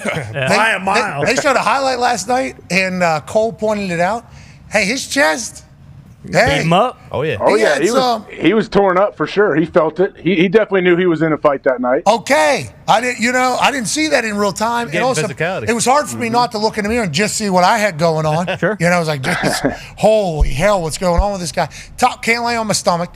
I think tonight maybe will be the first night that I can lay on my stomach. The blood vessel in my eye still a little popped. Hopefully that'll kind of disappear in a bit. But I was watching the highlight. I'm like, wait a minute, he had to sleep on his back too, potentially there for a little bit. There was a couple where I connected. I was like, felt like I did it. Thought you were gonna put him down. Yeah, I felt like After the combo. He just got a bobbled. Almost. He's bobbled. Boom. That's a big smack there, right? This is at the very. Come on! Oh look, he got red. He's got a little. Boom. There's a little. He's got a good tan too. He does. Nice. And you're done. It's that Austrian in him. I mean, not as good They as tan well. Wise, man. They do. Paul Heyman and Bron Breakker got a great tan. Yeah. Well, Heyman's been on a boat. Boom, big right, eat it. Boom. All right. You should have put my hands up. I was a little tired there, you know. Yeah. But I also knew what was coming. At this point, If at this point I was to get knocked out, I think I'd be okay with it. You know, I think, hey, this is it right there. There's the big right. Oh. I had him wheeling. Boom! I thought that was going to be it. To be honest, I thought that was going to be it. This one, too, bang, I thought maybe that was going to be it. Got him in the jaw there. Nobody expected that. And then, boom, he was not down. He was not done. Instead, hey! Boom. Yeah, that one. And we can stop. I was playing it on Morgan and Morgan there. I thought I was going to have to call a lawyer or something. That was. Joining us now, ladies and gentlemen, is a man who has never done that to anybody. Sure. You're right. Yeah, maybe his kids. Sure. I hope not. You never know. Yeah. I hope not. Get out of I hope line. that's not the case. He's got a lot of kids. Not as many as AJ. Obviously, AJ has an entire village. Once again, happy Mother's Day, happy Mother's Day, happy Mother's Day, happy Mother's Day, happy Mother's Day, happy Mother's Day to Laura over there. Yep. And all the moms out there. Thank you. Joining us now is a man who was a 12-year NFL veteran quarterback. Connor, you are not a mom. No, from my mom to you. Okay, through. Yep. That's very nice of your mom. Anytime. Send it right back up the ladder there. I will. Now he's, I don't know if he still is. I haven't seen any subliminal tweets in a while. No, it's been a while. I'm sure there's. Right? Have you? haven't seen it. What do you mean? Hey, is he getting counter-programmed like we are by ESPN? Ladies and gentlemen, Dan Orlovsky. Yeah. Dan, do you know your... Jeez Louise. All right, let's get a couple things out of the way. Do you hit your kids like me and Gunther were chopping each other on Saturday night in St. Louis? No. I don't hit my kids. I grew up in a house where I was the recipient of some of it, but my boy texted me. My boy did text me about that night, your fight. My boy, diehard wrestling fan Dave Phelps, he said McAfee put on a good show, but he looked like that wrestling shape got him. Yeah. That in-shape wrestling got him. Yeah. I would say I was pretty exhausted in there. Yeah. I was pretty exhausted. Yeah. You know, and he had me in a sleeper at the very end. And there's numerous times during that fight where I was like, I can just walk outside this ring right now. Ref counts to 10. This thing's over. You know, I could just roll out of here. Nobody's going to stop me. I could just run. I could sprint for the hills. You can go back to the beginning of this clip, please. So at the beginning of this clip, no, I'm sorry. That's where I got it. Sorry. Anyways, so he had me Dahn in the sleeper hole pretty good. And in my brain, it's over right now. I'm going to go to bed. This is a good thing. I could just take snooze right now. I just kind of let this thing go. His little boa constrictor arm just tightens around my neck, and I just go to sleep right now. That is just, and this thing's all over. And all of a sudden I heard St. Louis, I think it was a little child, said, "No, Pat, And I said, you're right. Holy shit. I found one last burst of energy. I get all the way up. And then all of a sudden, I'm like, what's the right move here? I'm trying to think back to obviously. Yeah. Boom. Chop him down. Boom. I watched those back. In my head, those were going a lot faster and harder. As I watched those. In my head, those are really doing something. I watched them back, and boy, I don't know if he felt them. I think he was just like, there's something kind of hitting me here. Yeah, look, don't pat the kid said, and I started rolling. That's why I had to move. I started feeling this all the energy I had in my body. Boom. Like, I thought that was going to be a big one. Boom. In my head, I'm really doing damage. I'm going to break this guy's ribs. Boom. I'm going to break his ribs right now. And then say, look, dude. See, I'm even. And then, yeah. And then that was it. You done good. Thank you. I appreciate that. And, yeah. I do not hit my kids though. I do the grab the back of the neck. Oh, I like that's a control thing. Okay, I'll keep that in the back pocket for when Mackenzie starts off. Like Giannis on them hard. I like it. Yeah, like you show power. What are you saying? One of those. Show strength. I get it, yeah. All right. Mackenzie's getting to, she's 2 years old now. She's got awesome sass right now. She doesn't. Yeah, it's coming, bud. It's coming. She don't want to do anything. I mean, you're absolutely nothing. Everything, no. Hey, you got to change. We got to change your diaper. Yeah. Like, this is going to be better for you in the long run. No. I'm like, yeah, we got to do it. It's embarrassing for me. Are you a diaper changer? Yeah, I mean, I can do the whole Not thing. a great comfort level from me with the girl diaper changing. Why? Just your own kid. It's all right. Grow up. Yeah, never. What are we talking? Like, obviously, my wife is much better, much quicker, much everything when it comes to this. Boys, I was fine. Boys, fine. Girl, I don't know. What just wasn't not my thing. Just be a dad, Dan. Don't you do a whole all-pro dad thing in this entire? Isn't that like one of your things? Yeah, the premise of it certainly isn't diaper changing, though. Well, it's part of it showing up. You know, I'll scroll through my algorithm. I'll be scrolling through, and all of a sudden, I'll see your face going, listen up. And it's a whole dad speech you're giving me. I'm like, all right. I appreciate you, Dan, for doing this. You are a great father. Obviously, the kids are going to be phenomenal. You're a great husband and everything like that. But yeah, I'll get in there and change a diaper if I have to. I'll get in there and change the diaper. But No, I did. I just didn't like. There wasn't a comfort level with the girl diaper change. All right, Dan. I mean, you're a dad, dude. Never forget it. My issue with her is you pick her up to do it, and it's a full flail. She's trying to take a back bump. Oh, yeah. And that entire thing. And it's like, hey. So you gotta chop her down, right? That's just what I assume. All right, let's move along. Being a parent is awesome. Being a dad is fantastic, and I appreciate Mackenzie's sass. I like when she yells. I like hearing everything. I assume most wonder parents. where that comes from. Yeah, I enjoy it. I keep speaking your mind, girl. You got to respect their fight. You got to respect that they have a little fight to them. And then as soon as it's over, it's obviously all right. She has real tears. And you just kind of wipe her off her face, and then she's distracted squirrel, and now she's off and running. It's like, all right, we could have done this 2 minutes ago. Would have been great. Nonetheless, let's talk a little bit about the NFL, Dano. Trey Hendrickson is on ground in Cincinnati. He was dressed like he just got done golfing. Allegedly, he did just get done golfing. He went over to the OTAs. I believe these are rookies. I'm not 100% sure who these all are. But I think in this conversation, he's saying, yeah, I'm here, but I'm about to go do it to this media here. So he goes over to the media in Cincinnati, basically lays out to the Cincinnati media about how there's been little to no communication, feels personal. They can make a long-term commitment to me. They have chosen not to. Last year, they said they're going to do this. They haven't done it. We're at the same exact position we've been for months. There's been no change in this entire thing. How much of this do you think is a distraction to the Bengals? How much of this do you think the Bengals get done? And what inevitably do you think happens with Trey Hendrickson, who once again, we would like to remind everybody, sack king of the NFL? Jamar and T get paid. Obviously, his contract is good. They got a new DC, new D-line coach. They're trying to figure it out over there. And one of their pillars is currently in a situation where he's willing, it seems like, to do business with the team, and the team just seemingly not willing to do business back. What do you think ends up happening here, Dano? And what do you think is best for the Bengals and for Trey? Yeah, I don't think it's much of a distraction. It's middle of May right now. So, this is a team that's got a bunch of really experienced players. So I don't find it much of a distraction. I do know this. If he's not on the Bengals next year, I don't find them as real Super Bowl contenders as much as I love Joe and Jamar and T, and they can go score with anybody.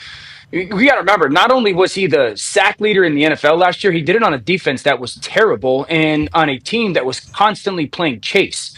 So you guys know this, like when the other team is controlling the game because they're up by 2 touchdowns, you're not throwing the ball a ton if you're the opponent because you're just trying to make sure that clock is of your kind of like your friend. So I think the Bengals, I don't want to say have ruined chances because there's a lot of time till the season, but certainly mismanaged it. And you have a guy that has been an absolute star on the field.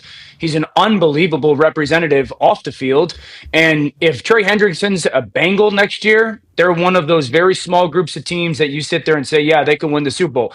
If he's not, because you're not going to replace him in the draft this year, and I know they drafted Shamar Stewart, I just don't see them as legit contenders. Shamar Stewart holding out. He actually said, I decided not to sign the paperwork as opposed to we decided not to sign the paperwork. Just one little word that could have been phrased differently. We assume that'll get done because rookie contracts are what rookie contracts are. His agent, Zach Hiller, I believe, of LAAA is a go-getter. He's a tough negotiator. Really cool on Instagram, too. Super. Really cool looking on Instagram. Yeah, he does look cool. Have you seen him? I haven't seen him. I wonder if he's wearing way down yonder Chattahoochee Daddy shorts. I wonder if he does that. I got to wear 'em. Get my eyes on. Dan, we've seen you wearing them.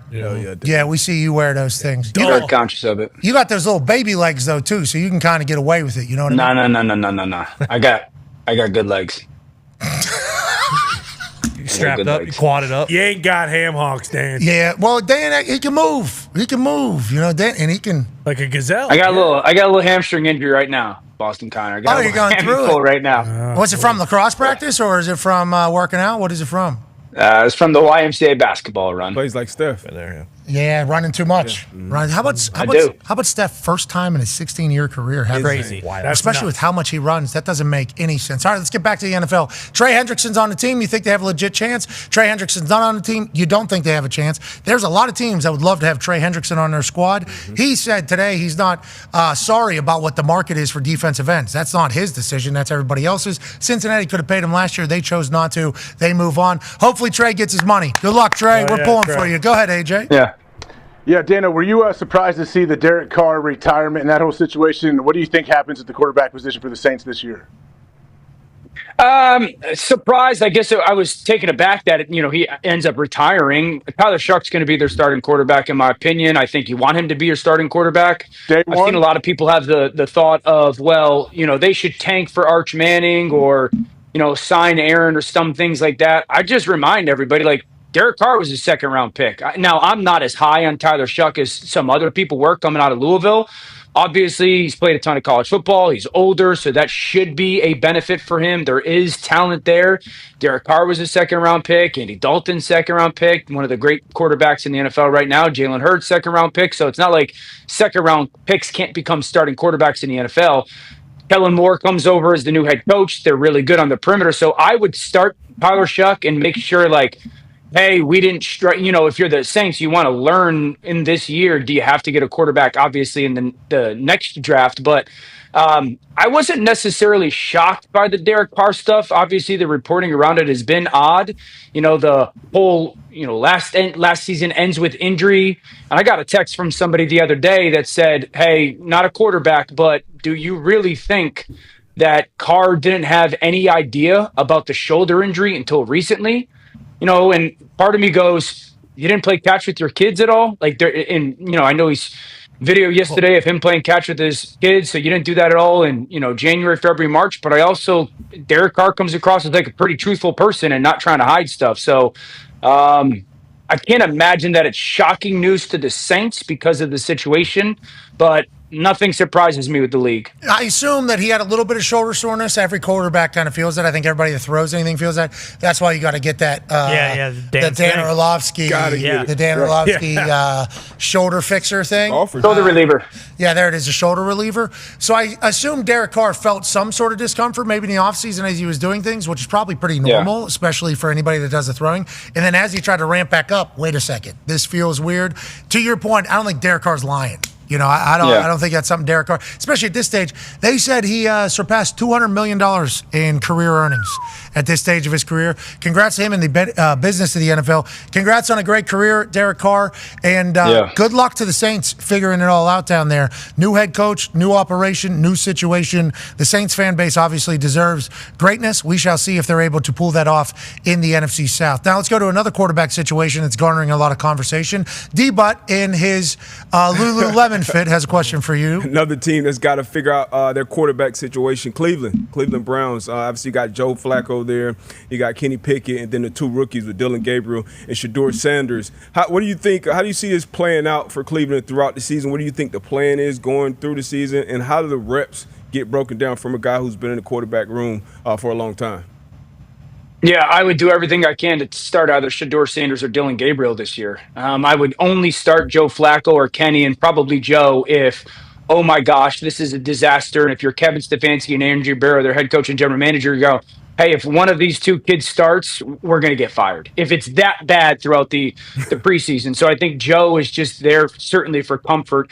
The reps, I don't think that, and I saw Kevin, and I know you guys talked about this a little bit yesterday, the reps, like in the offseason, specifically in that spring period, reps really don't matter who you're doing them with. Because, but you know this, you got, the receiver fluctuation of this guy's only going to take 4 reps. This guy's going to take 6 reps. This offensive lineman may not practice today. So, a lot of times coaches are more trying to put you as the quarterback in situations with certain people rather than certain number 1, number 2, number 3 on the board type of thing. So sometimes it's like, hey, I want to see how he performs with the backup offensive line against the starting defensive line, or I want to see how he throws the ball to David Njoku, or I want to see how him and Jerry Jeudy communicate, stuff like that. So that's a huge part of it too, rather than what guy runs out there first, one guy runs out there second. I want to see him go against the starting secondary, and so there's a lot of that goes on with the quarterback kind of moving chairs or musical chairs and the reps distribution. But if I was Cleveland, and because of the trade and knowing what 26 looks like for them, at least as we sit here today with the draft, there's not a ton of benefit for me starting Joe Flacco because it doesn't answer anything with the potential of next year's class and them figuring out long term, at least, what's the situation. So I would start one of those two rookies. How do you feel from Dylan Gabriel's standpoint? Do you like where Dylan Gabriel is? Yo, I really liked Gabriel. Gabriel was a guy for me. I remember talking to Field Yates about Dylan Gabriel maybe like early November and just sitting there going, sneaky guy that could get into early second round. And I think what for me kind of cooled me with Gabriel was the playoff was such like a poor representation of who he was. I felt like it just did not go well. Obviously, boat raced by Ohio State. And so that calmed me a little bit on Dylan, but he's played a ton of football. He's got a lot of similarities to a player like Tua, not only lefty and whatnot, but the ball distribution, the anticipation, the layering throws over guys. So, Miami, I honestly thought was maybe an interesting place for him in that second or third round, but I don't think Gabriel is a guy that people should overlook. He's a really, really talented thrower. And by all accounts, it seems like Shedor's had a good start. So I think one of those guys has got to be the person that as Cleveland in the next couple of months, you go, okay, you got to show me you can't do it. Like, you got to show me that this would be a disaster for us to start you, or we're going to start you and see if we've, again, like the Saints, we got lucky on some stuff. Dylan drafted and 2 rounds. Let me say this last real quickly to end. Sorry. I actually always thought Cleveland was a significantly better place for Shedeur than Pittsburgh when it came to their scheme. Okay, so on that note, let's go to Pittsburgh. AP Tone has a question for you. Yeah, Dan, I do. Everyone has been very critical of the quarterback or the Steelers and how they handled the quarterback situation this offseason, probably for good reason. How would you have handled it? And now that we got Big Ben 2.0 and Will Howard, does that put everything to rest? I don't know if it puts everything to rest. I think Will's got a good chance in Pittsburgh. Yeah. I would have started with this, Tony. I would have said, Justin Fields, what's the number? I would have, if I was going to obviously Monday morning quarterback, not get anybody in the draft early. Justin Fields, what's the number? You're going to be our starting quarterback for this year. If it wasn't going to be Justin Fields, I probably would have been more aggressive for Jackson Dart in the draft. That was a guy that I always thought Pittsburgh Giants made the most sense. Certainly Cleveland in that conversation as well. We all know that there could be the addition of Aaron, but it's middle of May, and you have no. I mean, guys, I'm 41. I pulled my hamstring playing pickup basketball in the YMCA. So obviously, different athlete, much more talented human being than I am. But his age is what it is, and he's coming off a little bit of a beat-up season and injury last year. So, Pittsburgh, the way I look at it right now, Tone, is there's no offense in the league that scares you less than Pittsburgh, and there's no situation that has. I mean, that's just the truth. There's no situation that is more, DK, I guess, depressing than Pittsburgh's right now. Worse in the league, Craig? Yikes. Which one is worse? Like, if we're just looking at it on paper, what team are we sitting offensively and sitting there going, that team scares me less than Pittsburgh does? Colts. Watch your mouth. The Colts? We got two quarterbacks. The Browns. One of the best running backs in the league. All right. They got Caleb Johnson. He's a dog. Hey, take a snap. Yeah, those are going to be good. What about the Saints? Yeah, Saints, I guess, would be a good answer. Yeah, Saints. The Saints are probably in that conversation as well. But those two players on the outside the Saints have are really, really good players. Really good players. How about the Browns? What about the Browns? Kamara scares me. God, DK sucked. Yeah, the Browns are probably, but at least the Browns have like the two rookie quarterbacks that they drafted that have a little bit of like, and again, I know Will Howard was drafted to Pittsburgh, and we'll see what happens with that. But we also know like the Browns have an offensive line that 2 years ago was one of the best in the NFL. Njoku's one of the best tight ends in the NFL. How was that O-line last Stefanski, year? that offense is fantastic. I'm not saying it's that different, but you're not sitting here going Browns by far, or for sure, no. Okay, so you say the Pittsburgh Steelers offense is the least scary. Is that in Acrisure or is that an away game? That's a good point. Good question. I don't think the location really matters. Oh, okay. This guy had no ball. Wow. All right, sweet. Okay. Oh, mama, I'm in fear for my life from the long arm of the law. Right there. You already get a like you get a little, you know what I mean? Yeah. It doesn't matter where it's at. What a dum-dum this guy is. All right, let's keep asking this guy questions. I got no idea what just happened. Once again, you need to stop saying this, especially if you're in the middle of a negotiation for talking about ball, because it sounds like you don't know ball. Connor has a question for you about ball that you might know about, I guess. Yeah, Dan, another quarterback situation. You were pretty high on Jackson Dart, and photos are now coming out of Jackson Dart, Tommy DeVito, Jameis Winston, and Russ throwing. I guess Russ pooped down his shorts. That's why he had to put his pants on. No, he's always in full pad. He's always in full pad. He pooped a hole through his shorts. I knew I was going to be able to get that out. But what do you think about that QB situation, Dano? You're one of a kind. Did you practice? Did you do OTAs with pants on? Yeah, you put the pants on. I did, just to be clear. OTAs I would wear. You have You're to. a football player. Yeah, you kick. I was a bad athlete, so I probably had tights on to try to minimize the lack of athleticism or the presentation of it. Shorts a little bit, but okay. Unless you pooped out. I would say this for the Giants. The Giants are, and Dable and Shane, their head coach, GM. I think you probably lean Russell early on. And Russ is just really hoping to make sure that you guys are winning games, competitive, and that the future of the organization is that head coach and general manager. I think Russ can play good enough. We saw it last year to give you chances to win games, right? Give you chances to win games. And then I don't really believe that the Giants should rush Jackson Dart in the least bit. I said this a little bit about Drake May last year, and obviously it paid dividends for them, New England, to play him. There's some flaws in Jackson Dart's game that reminded me of Drake May. They're so physically talented. I call them lazy feet, and that could get you in danger in the league if you play too early. But if you're the Giants, you're probably thinking sometime like Thanksgiving world, playing Jackson Dart. He's got to learn so much about quarterbacking the NFL and the huddle and the cadence. That throw is absolutely beautiful. He played so good in that game till the final 5 minutes. Huddle, cadence.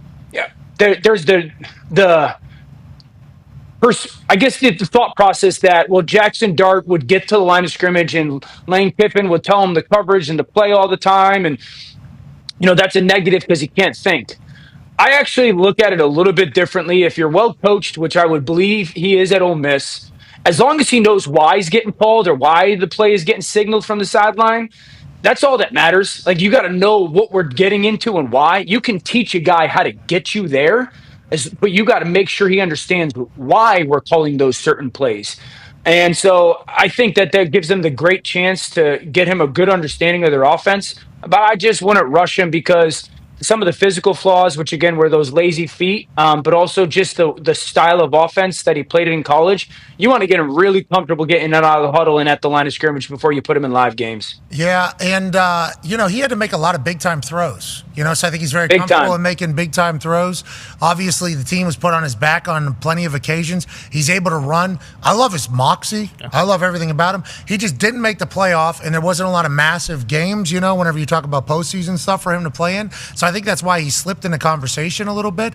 And then Connor found a stat. Go ahead, Yeah, comment. it's something. I sent it to the group if you want to pull it up, but it's some sort of star predictor score prospect grade, SPS, and I guess he has the highest score ever. And then if you want to go in order, it goes Jackson Dart with 100, and then Lamar 99, Hurts 99, Big Ben 98, Pat Mahomes 96. Yeah, there it is. And I guess this is some sort of actors. Yeah, it's from EmpireMedia.com. Yeah, but the actual thing, I forget where. It's from Empire Media. I'm sorry, those players not good? Empire It's Brady Media. Ballers. They made an article on it. I don't know what the actual test is from, okay? You don't think the SPS? Well, I mean, shit. It's a big deal. They haven't missed. Those are all the guys they predicted would be stars. Right? And they hit on all of them. Did you not see Jackson's board work as well with Dayball, Dan? He knows it, okay? I saw it, man. I mean, I was as high on him as I feel like I could be. So I thought he was going to be a top 10 pick, candidly. I told you guys this. I had a GM text me saying if they had a top 10 pick and they need a quarterback, they would take Jackson Dart. So, looks big, I think the Giants are in a really good place with him. I thought he reminded me a lot of Drake coming out last year. My favorite qualities in a quarterback is what do you do in moments of panic? That's just the reality of playing that position in the NFL is like you're going to get into those oh my goodness moments. And I remember Joe Burrow coming out of school. I was like, he just does this better than everybody. Jaden Daniels had it last year, and I thought Jackson Dart had it this year. Okay, so whenever you say probably not until Thanksgiving-ish, and then you rattle off all the reasons why rookie quarterbacks could potentially not do well in the NFL, is that because he should watch Jameis or Russell kind of be a starter and the Cleveland Browns don't have that situation? Or because nobody's really thinking that the Giants are going to win a Super Bowl this year either? So, I think the thought process for me with the Giants is it starts with this, Pat. If I were the Giants and I could fast forward to 27, 28, I want Brian Daboll to be his head coach. Like, I want Daboll to be the guy that grooms this guy's NFL career. So you have to win. You have to be competitive this year if you're Daboll and Joe Shane. And so the likelihood, or unless again he does stuff in camp that you're like, whoa, he's good. Like he's gonna be able to survive early on. But the likelihood that you can do that early and win games and be competitive and confirm that you're the head coach for next year and beyond is probably with Russell Wilson, more than likely. And so, again, unless things happen in training camp where this guy's running the show and he's commanding the huddle and owning the line of scrimmage and you think he can handle some of the bumps in the road early on and get you in and out of your protections and make the right decisions and, consistently play that position at a high level, then go play him. Yeah, then go play him. But I think with the Giants, that's different from the Browns is I think once the Browns made that trade, it was a clear declaration of we're looking forward at this position to 2026. And we want 2 first-round picks for it because that class has the chance to be loaded like last year's, where the Giants have kind of made the clear declaration when they take him in the first round of like, we really like this guy. We want the head coach to be with him, but there's the reality that they can't go 3-14. All right, we're on the NFL schedule release eve here. A lot of games have already been leaked here. International games have been leaked. Some regular season games have been leaked. Obviously, Cowboys, Eagles kick off the entirety. Chargers are playing on Friday night, day after the opener down in Sao Paulo, Brazil. A lot of people are saying that's against the Chiefs. We haven't got an official release of that. Vikings, back-to-back games. Broncos, Jets, Rams, Jags, Falcons, Colts in Germany. Guten Tag, Germany. Commanders, Dolphins in Madrid, Spain. I'm excited to watch that. Then obviously some regular season games have been released. Eagles, Packers on Monday night in November. Bears, Eagles, a Friday night spectacle in late November there after Thanksgiving. Obviously that'll be on something. Black Friday maybe. Eagles, Commanders, Packers, Bears, and then Broncos, Chiefs. Whenever you look at this, what are you thinking about as a guy that played 12 years in the NFL? What are teams looking at, and what do you think the NFL is trying to do this year with its scheduling of games? Yeah, the Eagles are on like every week primetime. So for good reason. I'd be really interested to see who the Chargers play down in Brazil. That'll be cool. When they announced the other day that the Eagles were opening the season at home versus the Cowboys, my wife got so mad. She was like, the Cowboys haven't done anything to deserve opening the season. I'm like, you're a maniac. She loves the Eagles, think yeah, she's crazy. The Vikings Steelers that in Dublin, that's sick. You know, it's interesting. Vikings back-to-back weeks. Did we have a team do that recently? Like, this is the first time? Jags did. Jaguars have been in Jags London. did it? They're in not two different countries. Yeah, obviously. Dublin to London is a little bit of a different animal. Dublin to London London to Dublin, whatever. It's an hour 20 flight. Yeah. Yeah, very quick. I mean, you're living over there basically just for a few weeks. Yeah. And Jacksonville has done that in the past. Two different countries, obviously a little different. Congrats to Ireland getting a game, by the way. Yeah. That place will be electric. Yeah, that's awesome. You were there for college football last year, right? Yeah. Hup, hup, hup, hup, hup, hup, hup. Yeah, you know what's interesting? That Dolphins Commanders game is mid-November in Spain. Yeah. Must be nice. Yeah. Falcons, Colts in Berlin. That's a marquee. You know, Germany had 2 million people in the queue waiting for tickets or something like that last year. Yep. Congratulations. Congrats against Falcons, Colts. Shout out. Love that we're going over there. Colts, Patriots. Commanders, Dolphins, obviously. That's a big Stupid deal. question. What is it? Is all of Europe in the same time zone? No. Boy, you fool. No. No, it's not. So, like, is Spain 5 or 6 hours? I assume Spain's 8, if I had to guess. And then Welcome to the modern world, man. London's 5 or 6.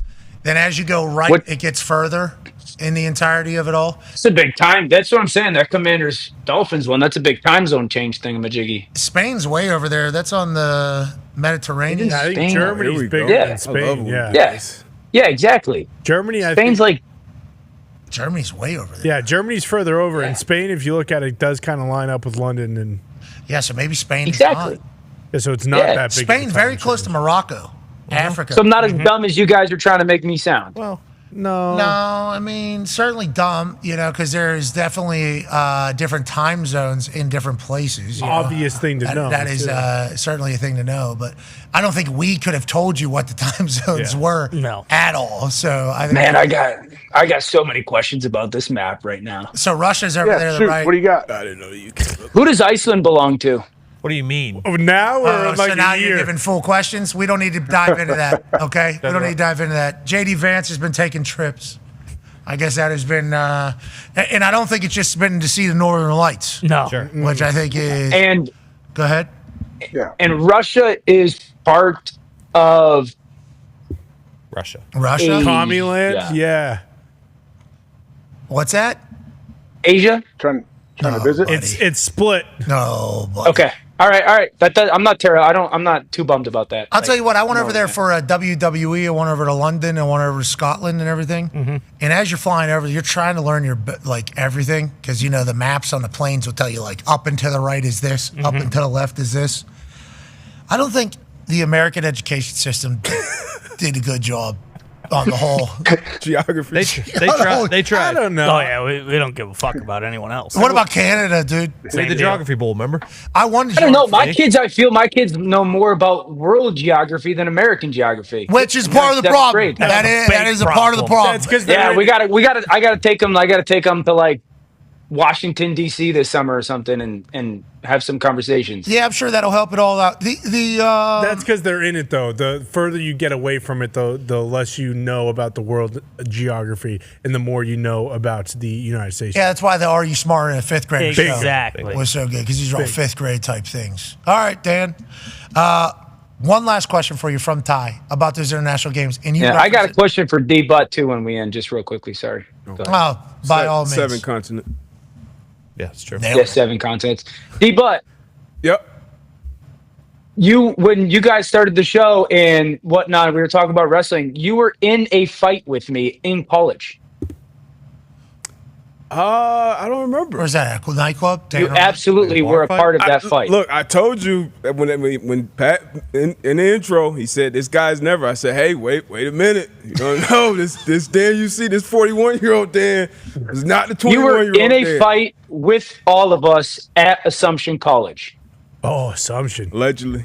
Watch your mouth, Dano. D-Butt wasn't there. He was there. Nobody can track him. There's no photos of D-Butt. It might have been that one time Dan tried Captain Morgan. Yeah. He said, no.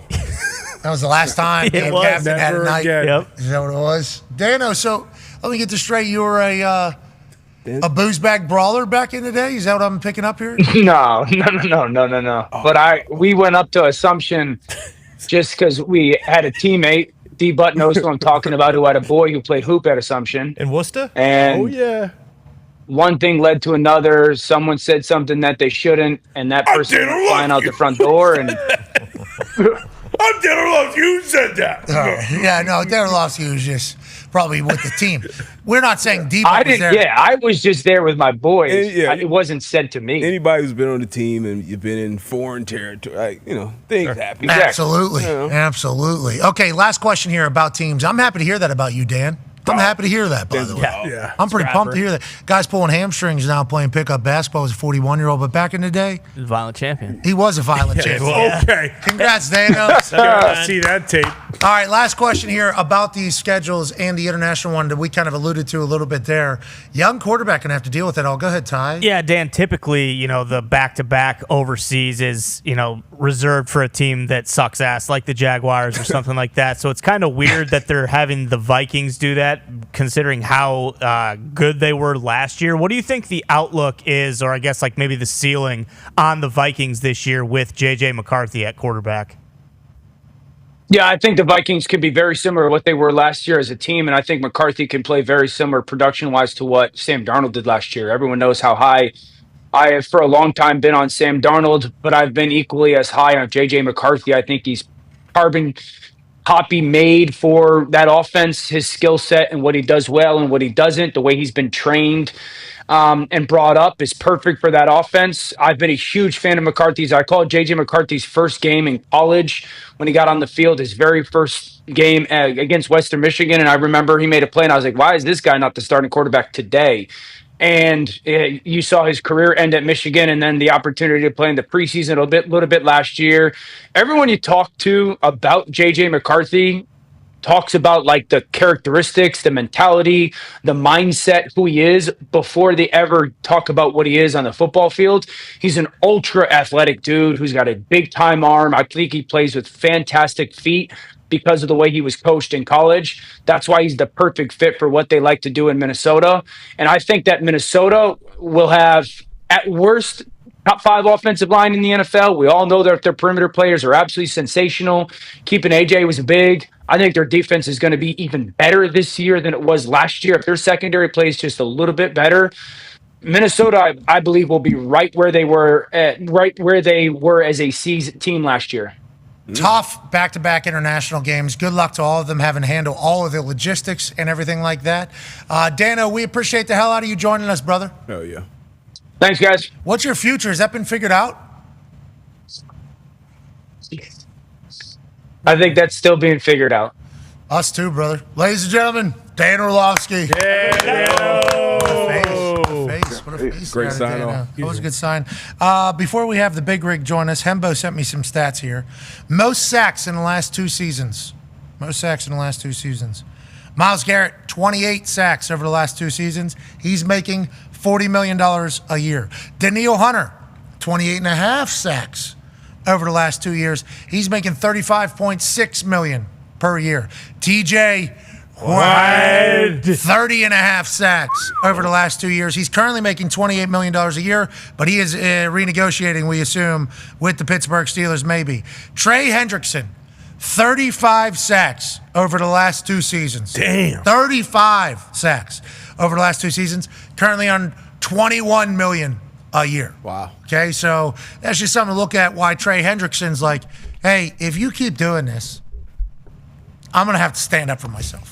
Yeah. Wait, yeah. Can you say that again? How many is he making in comparison to Myles Garrett? Myles Garrett had 28 sacks over the last 2 seasons. Now, Myles Garrett obviously contributes other than just sacks. Sure. Obviously, we all in understanding of that. But whenever you're a pass rusher, getting to the passer is everything. Myles Garrett has 28 sacks over the last 2 seasons. He's making $40 million a year.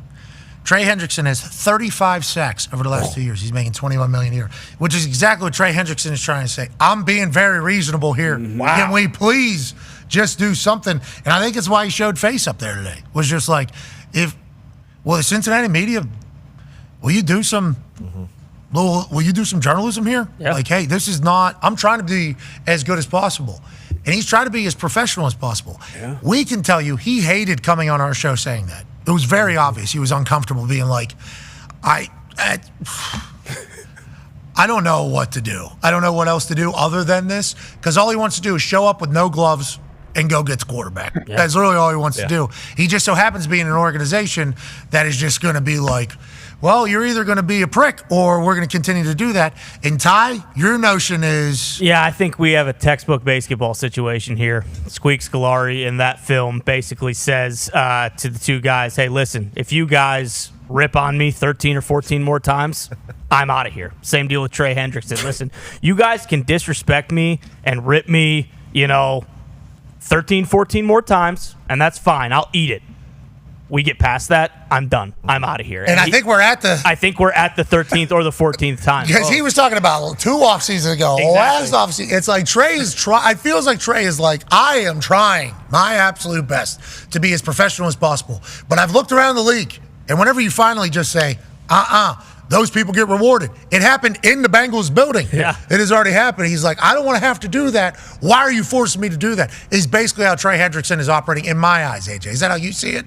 Oh, for sure. And for the fact that he came, I thought earlier, yeah, this is a good sign he's showing up. But then I'm thinking, absolutely, probably not a great sign after you hear what he has to say, because he just wants to get his message across, because we're only hearing kind of the Bengals side.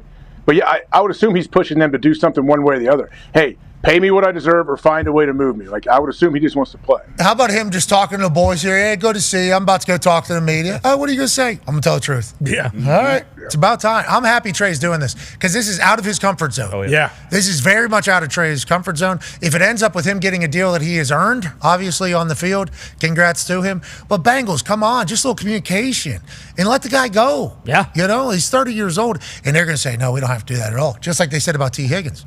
When 3 years ago, whatever it was, they were like, a lot of people would trade you for T. Higgins.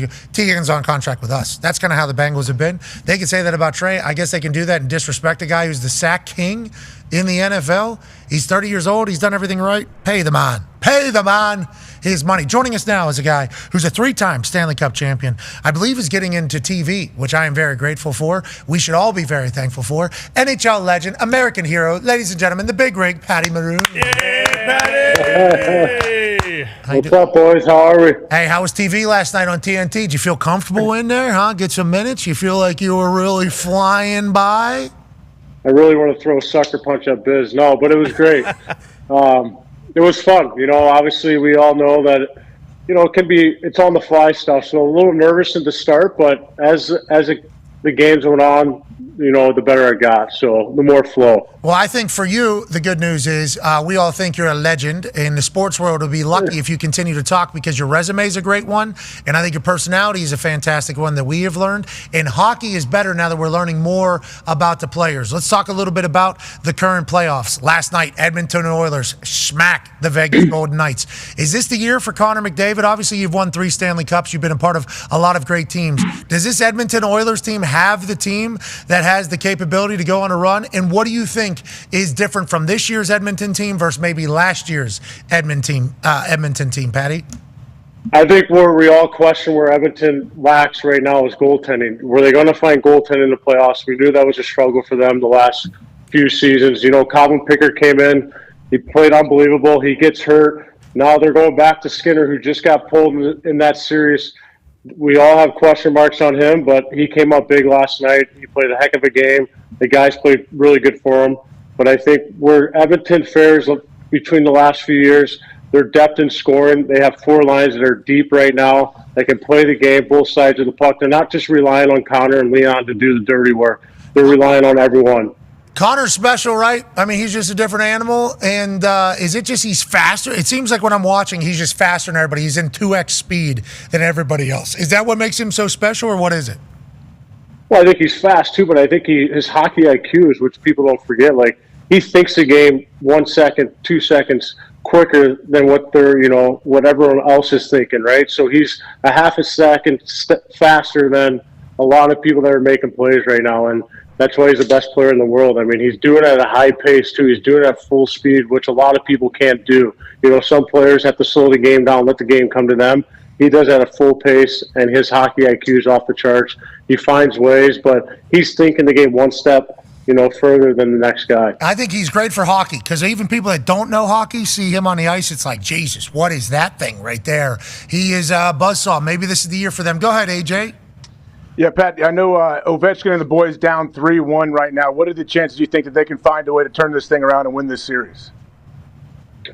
Oh, man, I mean, Carolina's playing great. I think we got to give hats off to Carolina. They stick in their structure. They're playing great hockey. They're making it really frustrating on Washington right now, but I think Washington honestly just needs to get back to the basics. They have a big, heavy team. They're not the fastest team, but I think they need to get more pucks stalled. They need to make it difficult on their D. Carolina's, they're not that big back there. They got to be more physical. Don't let them go 200 feet. It seems like their breakouts have been way too easy. So, I mean, it's going to be difficult. Carolina's playing the best hockey I've seen them play in the postseason. But I think if they just get back to just the basics and playing heavy, making it hard for them to go 200 feet so they don't get to their offense, I think they'll be fine. But it's going to be difficult. They need their big guys, their big guns to step up. And Game 5's got to be it. I love this Capitals team. I love the story of the year. The Hurricanes were the favorites going into this series. I think a lot of us that maybe didn't watch the entire season were like, what? And then you watch them do their thing.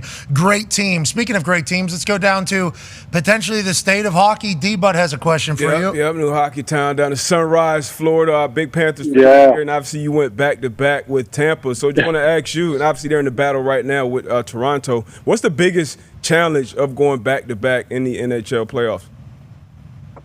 Well, I think just the physicality that you go throughout the playoffs and throughout the regular season. The guys that get injured, guys are coming back from injury. They might still be a little banged up. But I think for guys, teams that done it like Pittsburgh and Tampa. But I think with Florida, it seems like they're pretty healthy right now. They got a better team probably than last year on paper. They brought some key guys in. I mean, but Florida just plays the right way all the time, and it's exhausting for teams.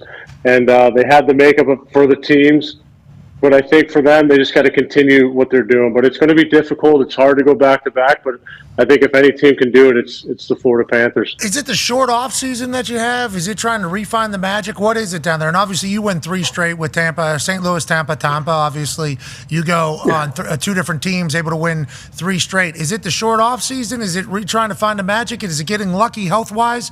Is it all of the above? What is it, you think? Well, I think lucky. I think the big thing in playoff hockey is a luck. You need goaltending one. If you have great goaltending, you have good bounces. But I think the other part is you got to stay healthy in the playoffs. If you're too banged up and you have your key guys out of the playoffs, that can help you and kind of, the key guys that kind of generate your offense or key guys that are going to change the game for you, you need that. And I feel like Florida has that right now. They're all healthy right now. It's a good team. They're great coached, and it's going to be fun to watch. I think Toronto's been better this year. They have a better makeup of a team. They have a little more pushback. So, but I think with Florida, man, they're going to be the team to beat right now. Toronto's got their hands full. We'll continue this conversation with the big rig, 3-time Stanley Cup champion, Patty Maroon on YouTube, ESPN Plus, Disney Plus, and TikTok Live. We'll see you tomorrow on ESPN. Be a friend, tell a friend something nice. It might change their life. Perfect ending there with you hammering that water bottle. We are just on digital now. We will continue. People are still watching. A lot of people are still watching, so you need to know that we are just off ESPN, the linear network. You just mentioned a team right there, the Toronto squad. Connor has a question for you, Pat. Yeah, Patty, let me just say first, too, your lettuce looked unbelievable last night. Yeah. Just clean, slick back. It was fantastic. But with Toronto, something that's going on with them is kind of Austin Matthews hasn't really been who he is basically the entire playoffs, but especially in this series versus the Leafs. And then, you mentioned goaltending, too, with Winnipeg. Hellebuck hasn't really been his best self on the road, at least. What are the vibes like when you're in a locker room and the guys that are your best players, your stars, aren't kind of getting it done and the team's slipping a little bit? Is it high tension? Is it more so, motivation for those guys, even though they know what they have to do? What's that like? And do you see those two kind of bouncing back in these, last few games? Because obviously Toronto now is a 3-game series here. Yeah, those two players are competitors first. They know what's at stake. They probably know they're not at their best right now, but I think we all forget the ice shrinks, especially for Austin Matthews in the playoffs. It gets harder and harder each game, each series. The longer you move on, it's going to get harder for these guys. But I think for the mojo in the locker room, I think you just got to stick there with them, right? Hey, it's going to be all right. We have all the confidence in the world. You've been our best player for the last, few years. You're going to be there. Your time's going to break through, And sometimes you just got to work through those things that you're struggling with. I guess if he's not getting enough scoring chances, find ways to get to the net, find ways, get on the forecheck, create a little more havoc for yourself. So I got full belief in him. He's a true goal scorer. He's one of the best players in the league. He's going to find time to get out of it. And I think the most important in Hallenbach, goalies are streaky, man, especially in the playoffs. You never know what you're going to get out of a goalie. And it seems to me that he's struggling on the road. I don't know why. But it seems like, to me, you do a lot of video. I think people forget you do a lot of video during playoffs, these coaches. And you see their weaknesses and their tendencies in the pregame. So these guys take advantage of it. So you know where to shoot and all their weaknesses. And when you have a 7-game series like that, eventually you're going to keep wearing it down and finding ways to break down this goalie. And it seems like guys are starting to figure this out. So, that's what it seems to me. These video coaches now, these coaches are so dialed in with this stuff, and they find ways to, find their weaknesses in these goalies. So, hopefully he can bounce back here. He's a heck of a goalie. He's obviously going to win the Vezina this year.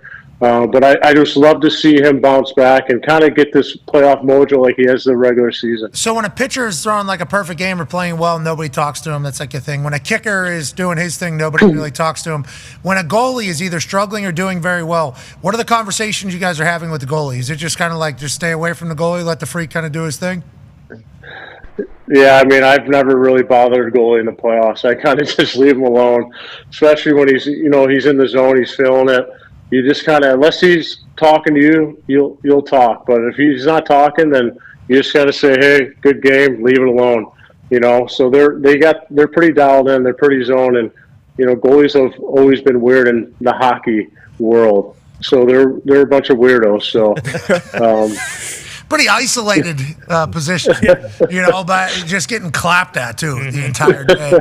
And Marc-Andre Fleury, he's just seemingly beloved everywhere. But if you're a great goalie, God, the whole hockey world bends over. Like, they will respect the shit out of you. But if you get cold, Jesus, it is all eyes on this guy sucks. That is a tough position. Oh, yeah. That is not an easy Like Bob has obviously been. He's a dog. Bob's a hero down in Florida. Fans chanting the name. Yeah. Like when that happens. Bobby. Yeah, it's electric. And I love watching him, do his 45, 50-minute skate alone, just in his thoughts. I know he does like Tai Chi and some other shit, but yeah, they're all different cats. The Stars, all their fans were chanting Otter's better. Yeah, I forget who. I think Steve said that. Patrick Wall, I think, back in the day. All right, let's stay with the Stars. Tone has a question for you, Patty. Yeah, Patty, I do. A lot of the goals coming in those highlights was from Mikko Rantanen, who is on his third team this season, which is hilarious in itself. But he's doing stuff this playoffs right now that only Wayne and Mario did, which is insane. I think he's got 17 points in his last 6 games, 9 goals, I believe. So when you are on a teammate of someone who is that hot, do you still can you find yourself trying to feed him the puck more, or how do you play when someone's on a roll like that? Well, I think it's tendencies too. I think his line mates he's fit in pretty well with Gremlin and Rope Hintz there. So it seems like they found their call in there, and he found his line mates. I think Rope Hintz, I would say, is like a 2.0 of Nathan McKinnon. So I mean, he's found it, but I think with Rantanen, he's a beast. I don't think people realize how big and strong he is, how hard it is to take a puck off him, and the way he can do it. He kind of slows the game down, and his patience, his hands, his vision. So, listen, everyone thought he couldn't do without McKinnon. We all knew he could. It was just a matter of time and where he can fit in. And we all know Carolina wasn't the best for him, the best system, but it seems like he has a home in Dallas. And what he's doing right now, he's a man on a mission. He's a freak, and he's taking the Dallas Stars and putting them on his back right now, and it's been fun to watch. You talk about him being big and strong, and I think the reason why we enjoyed following with your success is because it feels like playoff hockey, you have to be big and fast. Like, you have to be big and fast. If your team's not big and fast, you're going to get exposed. Is that an accurate depiction? Is that like a qualifier on whether or not you're going to win? And do you know if your team is big enough and fast enough to win a Stanley Cup whenever you get in there? No, that's pretty accurate, actually, because during a long 7-game series, it's whoever does it the longest and the hardest and stays more patient is going to win. And the more you wear down the opposition, the more exhausting it is for D to go back for pucks, for making it so as simple, and then you create more space for your line mates, and then you can kind of create off the rush. But teams that do it longer and harder are the teams that kind of come out with the 7-game series win. So, and it's exhausting too. It's like Florida. They just rim pucks in, they reload, they're back in your face, they put it back in, they hit, they reload. I mean, at times it gets exhausting. You can see it on their face mentally and physically that shit, man, I don't want to go back for this puck anymore. It's exhausting. I think, it's kind of like playoff football, after the, first, it's just like you see these guys coming at me after the second and third. It's time you're like, fuck, man, I can't get this guy. I don't know what the hell's going on. And it gets mentally and physically exhausting over that time. So, and I look at Florida because they remind me of Tampa. And when I played for the Blues when we won, they're just the same team. They're pests. They're always in your face. They're like hound dogs. Speaking of pests, how's Marshy end up on the Florida Panthers? How is that? Is that one of those ones that surprised everybody in hockey? Like, Connor almost quit being a hockey fan. Damn near did. Yeah, he quit because he's a Bruins. He almost just quit. He was like, fuck this. How does our guy end up going to the Panthers, especially with the rivalry that had been brewing between the Florida Panthers and the Boston Bruins? And then you add Marshy, and I think Kachuk said as soon as they add him to the group chat, he started chirping everybody. He's fit in perfectly. Obviously, you've had your battles, but it's like, is that not a perfect fit for a guy to go to that team? The Rat go to the Panthers? Doesn't that feel like a perfect fit for them? And what is he considered amongst the hockey players at your level? I mean, listen, that's the perfect fit. I mean, you couldn't have found a better spot for him with Matthew Tkachuk, Bennett. There's so many other guys on that team that are just little rats, but guys that do it the right way. They have good chirps. They play hard. They're in your face, but they're so annoying to play against because it's like they never stop. You turn around, you think it's over, and then they keep going.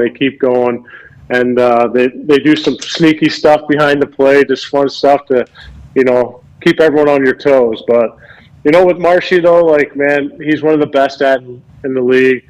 The way he plays the game, for how skilled he is and for how intense, and he's in your face every game, every night. But most importantly, man, like, I don't know how he does it, man. Just like once in a while, I'm like, dude, just turn your engine off. Like, this is game 81. You don't need to be doing the same goddamn thing over and over again. But yeah, I mean, he finds a way to get it done, and that's why he's an elite player in this league, and that's why he's the most annoying human being in the NHL. He's great at it. He was a great Bruin, wasn't he? Yeah, he's one of the GOATs. He was a great Bruin. Never forget him. Maybe they trade him to the Penguins. Maybe you get out of retirement, go to the Pittsburgh Penguins as well. They want to win. We're kind of fucked up there, dude. I don't like that we haven't been a part of the conversation for a while, especially with Sid. How easy is it to turn a team around? It's not easy. How many pieces? How many pieces do you need? How many pieces? How many years? Yeah, exactly. You need a goalie, right? Obviously, you need a goalie go ahead. Oh man, I with Sid, I think with them, the core guys are still there. Malcolm, Letang, and Crosby. I mean, they're still playing at an elite level. Obviously, we all saw what Crosby did this year. He's still putting up the numbers at 37 years old. So I think for them, they have their core pieces still. I think getting rid of Gensel kind of hurt them. So they just got to find ways to put some pieces in that organization where it's going to fit and, pawn it off to someone else. And I don't know who they're going to pawn it off to when Crosby's gone, and Malkin and Letang, but they got to find ways to put pieces in where they can continue to have success. We're not pawning anything off on Crosby. We need this to happen. Hazy. Hazy will pick it up and run. Hazy does feel like a guy that's when you do it. Yeah. What a legend. Absolute legend. Happy I got a chance to meet him. I mean, go ahead. I mean, look at Boston. Look what happened last year with us, losing the second round. Now I don't even know where the hell their team's at right now. So, I mean, it's just like they went from the top to the bottom quick. So now what are the... You're loading up. That's what hockey does. Yeah, hock's a big load up sport. First of all, you need to get Sweeney out of there. But allegedly, the Bees are going to make a run for Gavin McKenna. Kind of go up there and get him next year once we have a couple first round picks. Wait until you hear what Dubas is thinking about doing after these World Hockey Championships. McKinnon's coming up to Pittsburgh. I heard everybody's thinking about Sid going to Colorado. Biz has been pushing that all year. Yeah, right. McKinnon's moving out of the Rockies, pal. He's coming over to the hills of Pittsburgh. I mean, he would love it in the Berg. He would love the Berg, wouldn't he? Good sandwich. We might be still having this conversation 4 years from now. So. What? All right, Patty. That won't happen. I think one of our favorite things about hockey is how tough you fuckers are. Ty has a question for you. Yeah, Patty, one of the best parts of the playoffs, I think, for casual fans is like after a series is over, you hear like, hey, this guy was playing with a fucking broken sternum or a broken leg during the entire series. How aware are you guys in the locker room of like how banged up some guys are? And do you have to consciously be like, hey, I might have to give a little bit more because this guy's out there playing, but he's playing on a broken leg?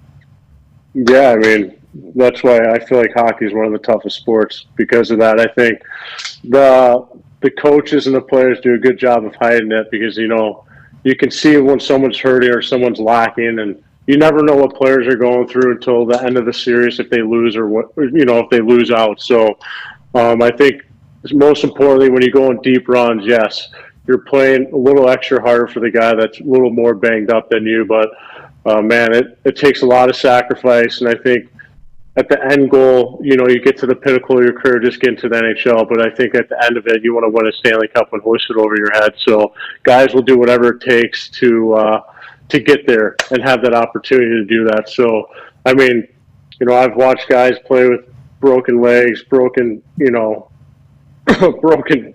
feet, foot. Fuck, I mean, it's been like insane. Pull groins off the bone, just putting. I don't even know. I'm just like, how are you guys even playing?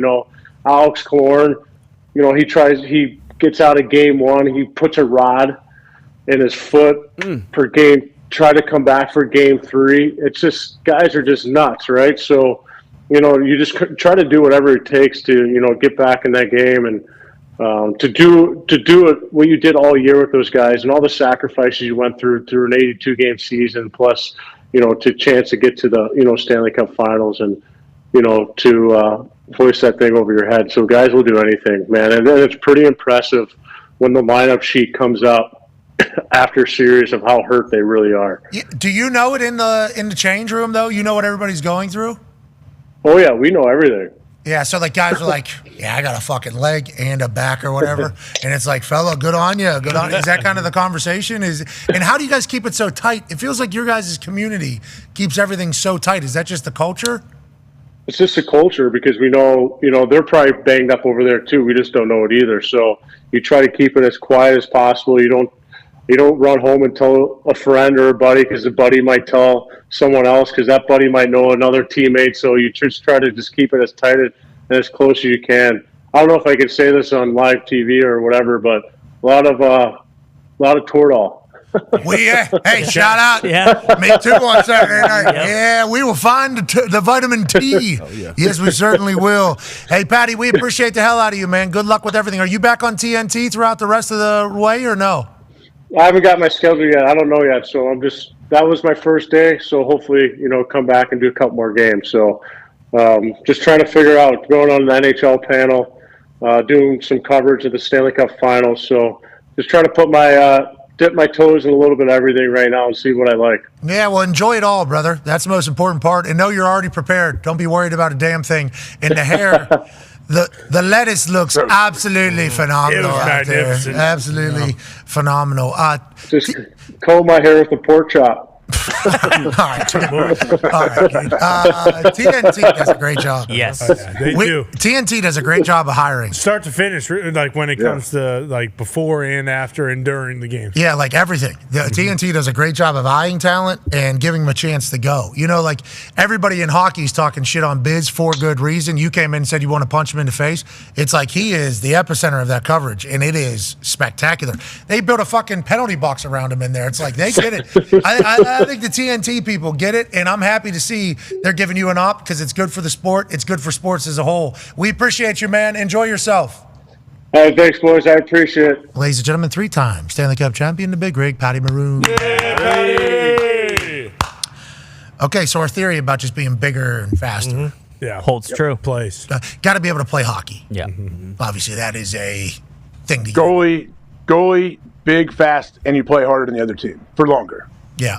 And if you're There's no secrets in any sport, really. That's what it is. Especially physical sports. Depth, too, because they sub out so much. Yeah, depth. That's why Marchand was so huge. Yeah. Freaking third line. He was first line for us. He was talking about Florida having 4 good lines there. Yeah. That's a huge deal. Yes. Mm-hmm. Especially end of second period. Because third period, they might have to only drop down to 2 lines really working. Like we're not going into third. But being able to catch a breath for your top guys for the long haul there towards the end is a big deal. 4 good lines.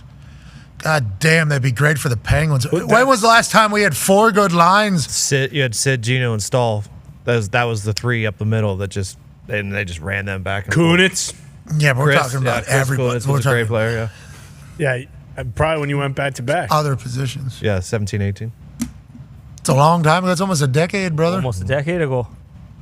Yeah, might as well be 8 decades. Shut up, Bruins. You're dead, too. That's okay. We still etched our names in history these last few years. Yeah, but there's no chance you guys are getting McKinnon in Boston. We don't want McKinnon. We want the new guy on the block, McKenna, which you have no idea what he brings. I don't want McKenna. If we get McKinnon, I'm okay with it. And maybe Marc-Andre Fleury decides to come out of retirement and play again for the Pittsburgh Penguins. Maybe Dubas is rallying up the boys. Dubas? Yeah. I heard they're flipping that B around. Calling him Dupiss. No, they're not. That's what I heard. Yeah. Not Dubas. Yeah, Dubas. You met Dubas. He's a good guy. He looks great. He's a nice man. But so far, the moves he's making make me think he's full of shite. No, he is not full of shite. I don't know. That's Dubas got a 7-year deal because he's not full of shite. Well, then why Dupiss trade Getzel? What? Because Getzel. What accent is this? Talking, brother. We're talking one of the best in the league now. I'll tell you what, the Getzel trade was tough, especially with how quickly he just went into the Carolina Hurricanes. He's sitting at home too now. Yeah, Sully. Got rid of Sully. Yeah, Sully's gone. Sully went in there like Pete Carroll fighting for his job, and Dubas said, sorry about it. We're moving along. It's business. And then Sully woke up the next morning and had the highest contract ever paid to a coach to be a New York Rangers head coach. Yeah, he landed on his feet. Mm-hmm. Yeah, I think Tocchet is on the board for both the Penguins and the Bruins. Sick. Rick? Yeah.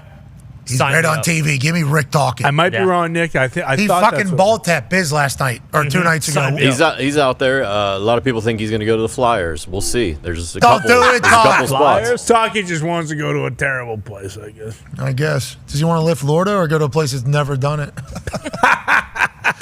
Most Philadelphia people weren't even alive when that was happening. None of them, actually. I don't even think Pats or Genos existed whenever they won the Stanley Cup.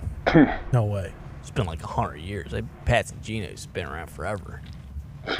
Is that the best? No.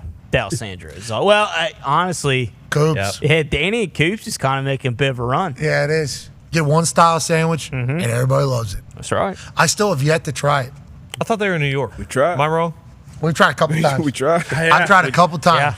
I want one so bad. So bad. Me too. Remember, we walked, I don't know, what was it, 6-7 miles to get down there? Down New Orleans? Yeah. And we got shoot away. Yeah. That was maybe the most uncomfortable I've ever felt. Yeah. By far. Me too. About 30 of us showed up to a food truck. There was a line of 200 people, and we kind of just edged in towards the front. And they're like, who the fuck are you guys? Fuck out of here. See the line? Starts back there. I think we're supposed to be here, though. No, I don't think so. all these people are. And how about the lady standing right behind us? Who are these guys? Lady, we can hear you. I don't know. These assholes think they can cut everybody. Lady, we can hear you, lady. We are right here. We'll leave. We get it. No soup for you. Somebody tell Coop we stopped by. I think he wanted us to come. Maybe next time. Maybe. And I go to New York. I'm on the complete other side of the city. Yeah. I mean, Well, you couldn't get around at that place. We need Danny and Coop's cheesesteak. Agreed. All right, let's go to New York. Okay. All right. Right now? Let's wait for the Pacers to play New York. There you go. Smart. Ooh. How much is that Celebrity Row? It looked pretty pricey. How about Stephon Diggs? Yeah. Represent. Yeah. A lot of money. New England. Chalamet. Timothy Chalamet, obviously full circle moment with him. With Amari Stoudemire, got a chance to meet up with him. The Jenners, obviously, with Timothy Chalamet in the building. Super fashionable, Stephon Diggs. I wish he would have wore his shin guards out there. He had shorts on with boots. Respect. So cool. He and Cardi, I guess, officially official. She's New England's Taylor Swift now. They had she's hosting SummerSlam too, I believe, for really? the WWE Love over it. there in MetLife Stadium. Oh, wow. Did you see the way he was holding her hand? Leaving? No, sitting down. He was even holding her hand in a cool way. She had her hand over his thigh. He right hand underneath, in between legs, holding hand. His boots look he looks super cool. It's Diggs football. Yeah, Diggs football. Yeah. He looks super cool. Congrats to the football world. Yeah. You know, getting into pop culture yet again. And congrats Cardi B getting a football guy. Yeah. I think it's going to be a good thing for her. I'm not sure if you did see towards the end of the game in the fourth quarter, Tom Thibodeau actually had to elbow Gary Vee in the throat to get him away. Because where Gary was sitting was right next to the... He had the Artie seats? Knicks bench, bingo, to the right of the Knicks bench, and they missed a call, and Gary Vee popped up like, are you fucking kidding me? And Thibodeau... Did you hear him? Oh, yeah. Or did you see him? And Thibodeau also was losing his mind, and it looked like he fucking boom in his throat, but I don't know. Well, I appreciate Gary Vee's support of the New York sports. I wonder if he's still trying to buy the Jets or if he's understood that that's probably not going to happen. The Johnson & Johnson family not going to relinquish. Gary Vee's not giving up. Yeah, I agree. You never will. He actually had a bunch of his cards with him last night. So I think with the shirt. The Gary Vee cards? Yeah, the Gary Vee on. The optimistic opossum? Yes. Bingo. The eagle? How about the winning Wallaby? Yeah. Yep, that's it. I thought you were going to say the hype horse because I know you're a big hype horse guy. I am a hype horse guy. Where did all mine go? I took them. I stole them because I wanted them so bad. Okay, what do you have over there? I got the hype horse right here. Oh, watch out. I like the hype horse. Oh, you're going to, yeah, exactly. I don't like high horses, but I do like hype horses. Yeah, hard not to. That Celebrity Row looked like it was a good time. Yeah. Yeah. Timothy Chalamet, shoot fan. Oh, yes. He skipped the Met Gala. Yeah. And he's like big time. That's awesome. Yeah, that would be his event, especially who he's dating. Like that's, With Kylie, that is like their thing. Yeah. Because that's the theater, right? And that's like what he's trying to do, the Metropolitan Theater, like the Met Gala. He's like trying to represent that and be like the guy. The Knicks got a game, sweetheart. So I'm so sorry. I love it. Loves ball. I like how much sports is kind of infiltrating everything. Yeah, Biebs with Toronto. Boom. He skipped it as well. Where was he? He was in Iceland or something. Where's he been posting all this stuff from? I think all over the place, but I know Iceland for sure was one of them. He was golfing in a T-shirt. Looks like he's got a good swing. Yeah, I thought he was in Montana at one point. Looks like he's got an album coming out. That's the guess. I guess we are in Morgan Wallen album release week, D-Bone says. Okay. D-Bone sent a text to the group earlier whenever we were talking about cutting teeth. It's a double album, right? Like a monster album. 30-some songs. Morgan and I know each other. We've chit-chatted with each other. I would say we're friendly with each other in this entire world. we could save probably 16 of those things, right, for another. We could. That Yeah, one. You could put a 20-song album out and people would be like, holy shit, that's a lot. Yeah. That's a big album. A 36, 30, it's like, how many of these great songs just, I guess all day. Yeah. It's just, I guess, are you trying, though, or is there in the end game you're trying to run up the price of what when you want a big company to come in and buy all your catalog? stuff? I mean, maybe your because it catalog? just happened for Zach Bryan, allegedly $350 for his catalog or whatever. That's like the new play. And maybe that's the case, but it's like Morgan is going to sell out stadiums regardless. Yeah. I mean, he's going to sell out stadiums, and his shows are awesome, and his songs are all bangers, It's like 36 of them. Can we keep a couple in the chamber maybe? And then I guess he just looks in the mirror and says, fuck it, we got more. Every song, that's like we were talking about Shabuzi. It's like every song Shabuzi puts out, banger. Every song Morgan's a part of, banger, seemingly at this point.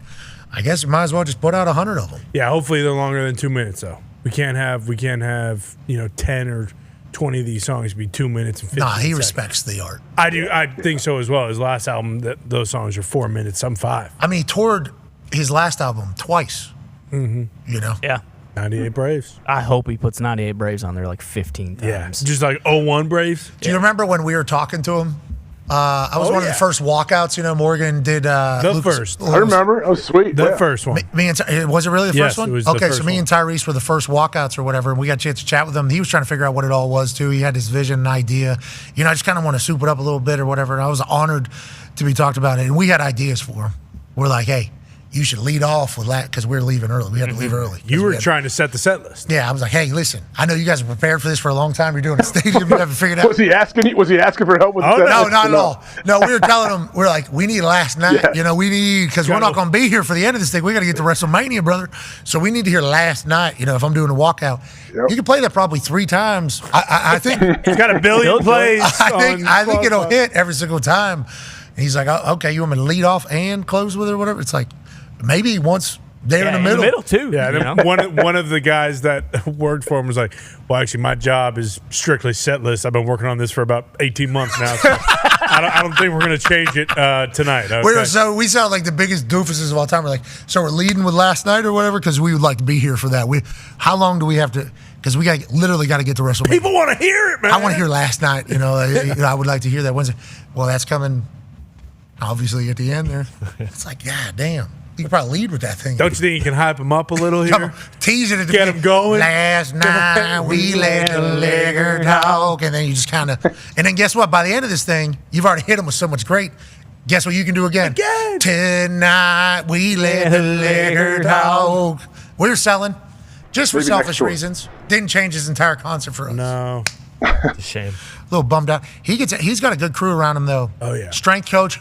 Ultimate hype. Strength coach. Okay, really? It travels with him? Yeah, because he's fucking sprint. I mean, he's in a stadium, so he's doing like 50-yard sprints, and then he's gonna have to come back. I don't know if I don't think he has like a steps type thing on him, but I pitched to the strength coach. I'm like, you guys should put one of those trackers on him to see how much he is. Mm-hmm. Because they're doing like sprint training with it because he has to be able to. Sing. That's a big ass sing when you're moving around. That's crazy. And he tries to keep the energy up. Because he's fucking. I think he's a Philly guy. The trainer, strength coach. I thought he was. I don't remember. Great energy out of that guy. Though. Great. Boombox came into the room. They had a full pump session before they went out there. I was like, I love what you guys are doing here. Nice. I fully enjoy. Agent is actually the man too. Yeah, Suit, good guy. Yeah. Suit actually took a stand and said, "I'm with this guy. We're going to sell out a bunch of stadiums," and they have. D-Bone. Hey, how many of the top 100 does Morgan currently have with his stripped down versions of his last album? Oh, this fucking guy. He doesn't fucking know. He's in the middle of eating. No, you can't hear He's got his finest Carhartt tarp on today. Hey, the stripped down songs that Morgan's putting out, that's of last album, right? No undershirt? Are those in the top? No undershirt. None. Obviously, he sweat through it. I make that like great shit, dude. Candy. That's unbelievable. You're getting attacked right now like this. Great hat, by the way. Is that for Trey Hendrickson? You showing support? So how many of the top 100 will Morgan probably have after the songs released with the stripped down version, with the 36 songs we assume will all be a part of it? 50 of them? He'll probably have 50 of the top 100 country songs here in like 37 of the new ones will be top. And then the stripped down versions, he's got how many of those coming out? Oh, fuck. Some fan. Yeah, okay. Oh, 50 my. We get this guy a Dr. Pepper to wash down the candy he's eating. Thank you, D-Bone. Gumpy just took quite a shot at you on the way out. He's but got the top 6 songs right now. top 6 on the country or just total? Top 6 country.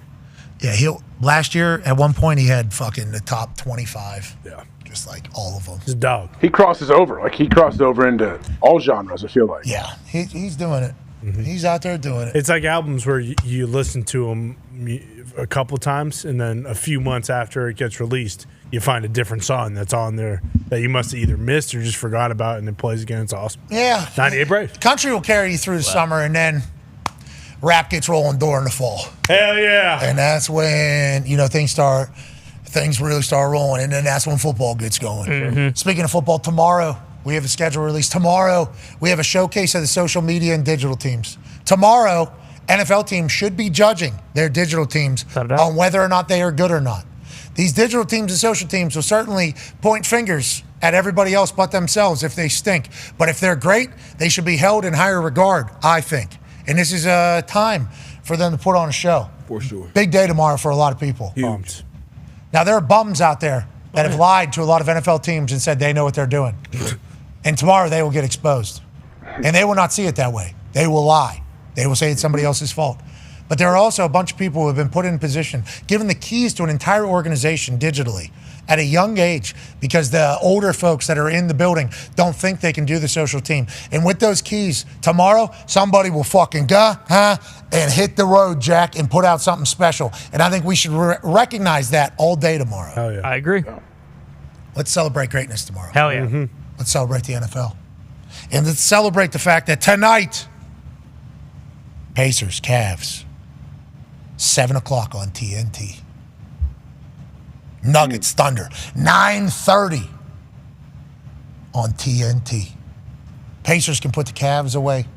Will OKC take a lead? They're 10.5-point favorites at home. And then we got the Winnipeg Jets taking on Texas Hockey's Dallas Stars. Don't give that one up at home, Gumpy. Miro's back. Maybe one of the best defensemen in the NHL. Been out for a long time. Uh-oh, Winnipeg. All right, Ty's got to poop his pants. We're going to wrap this thing up.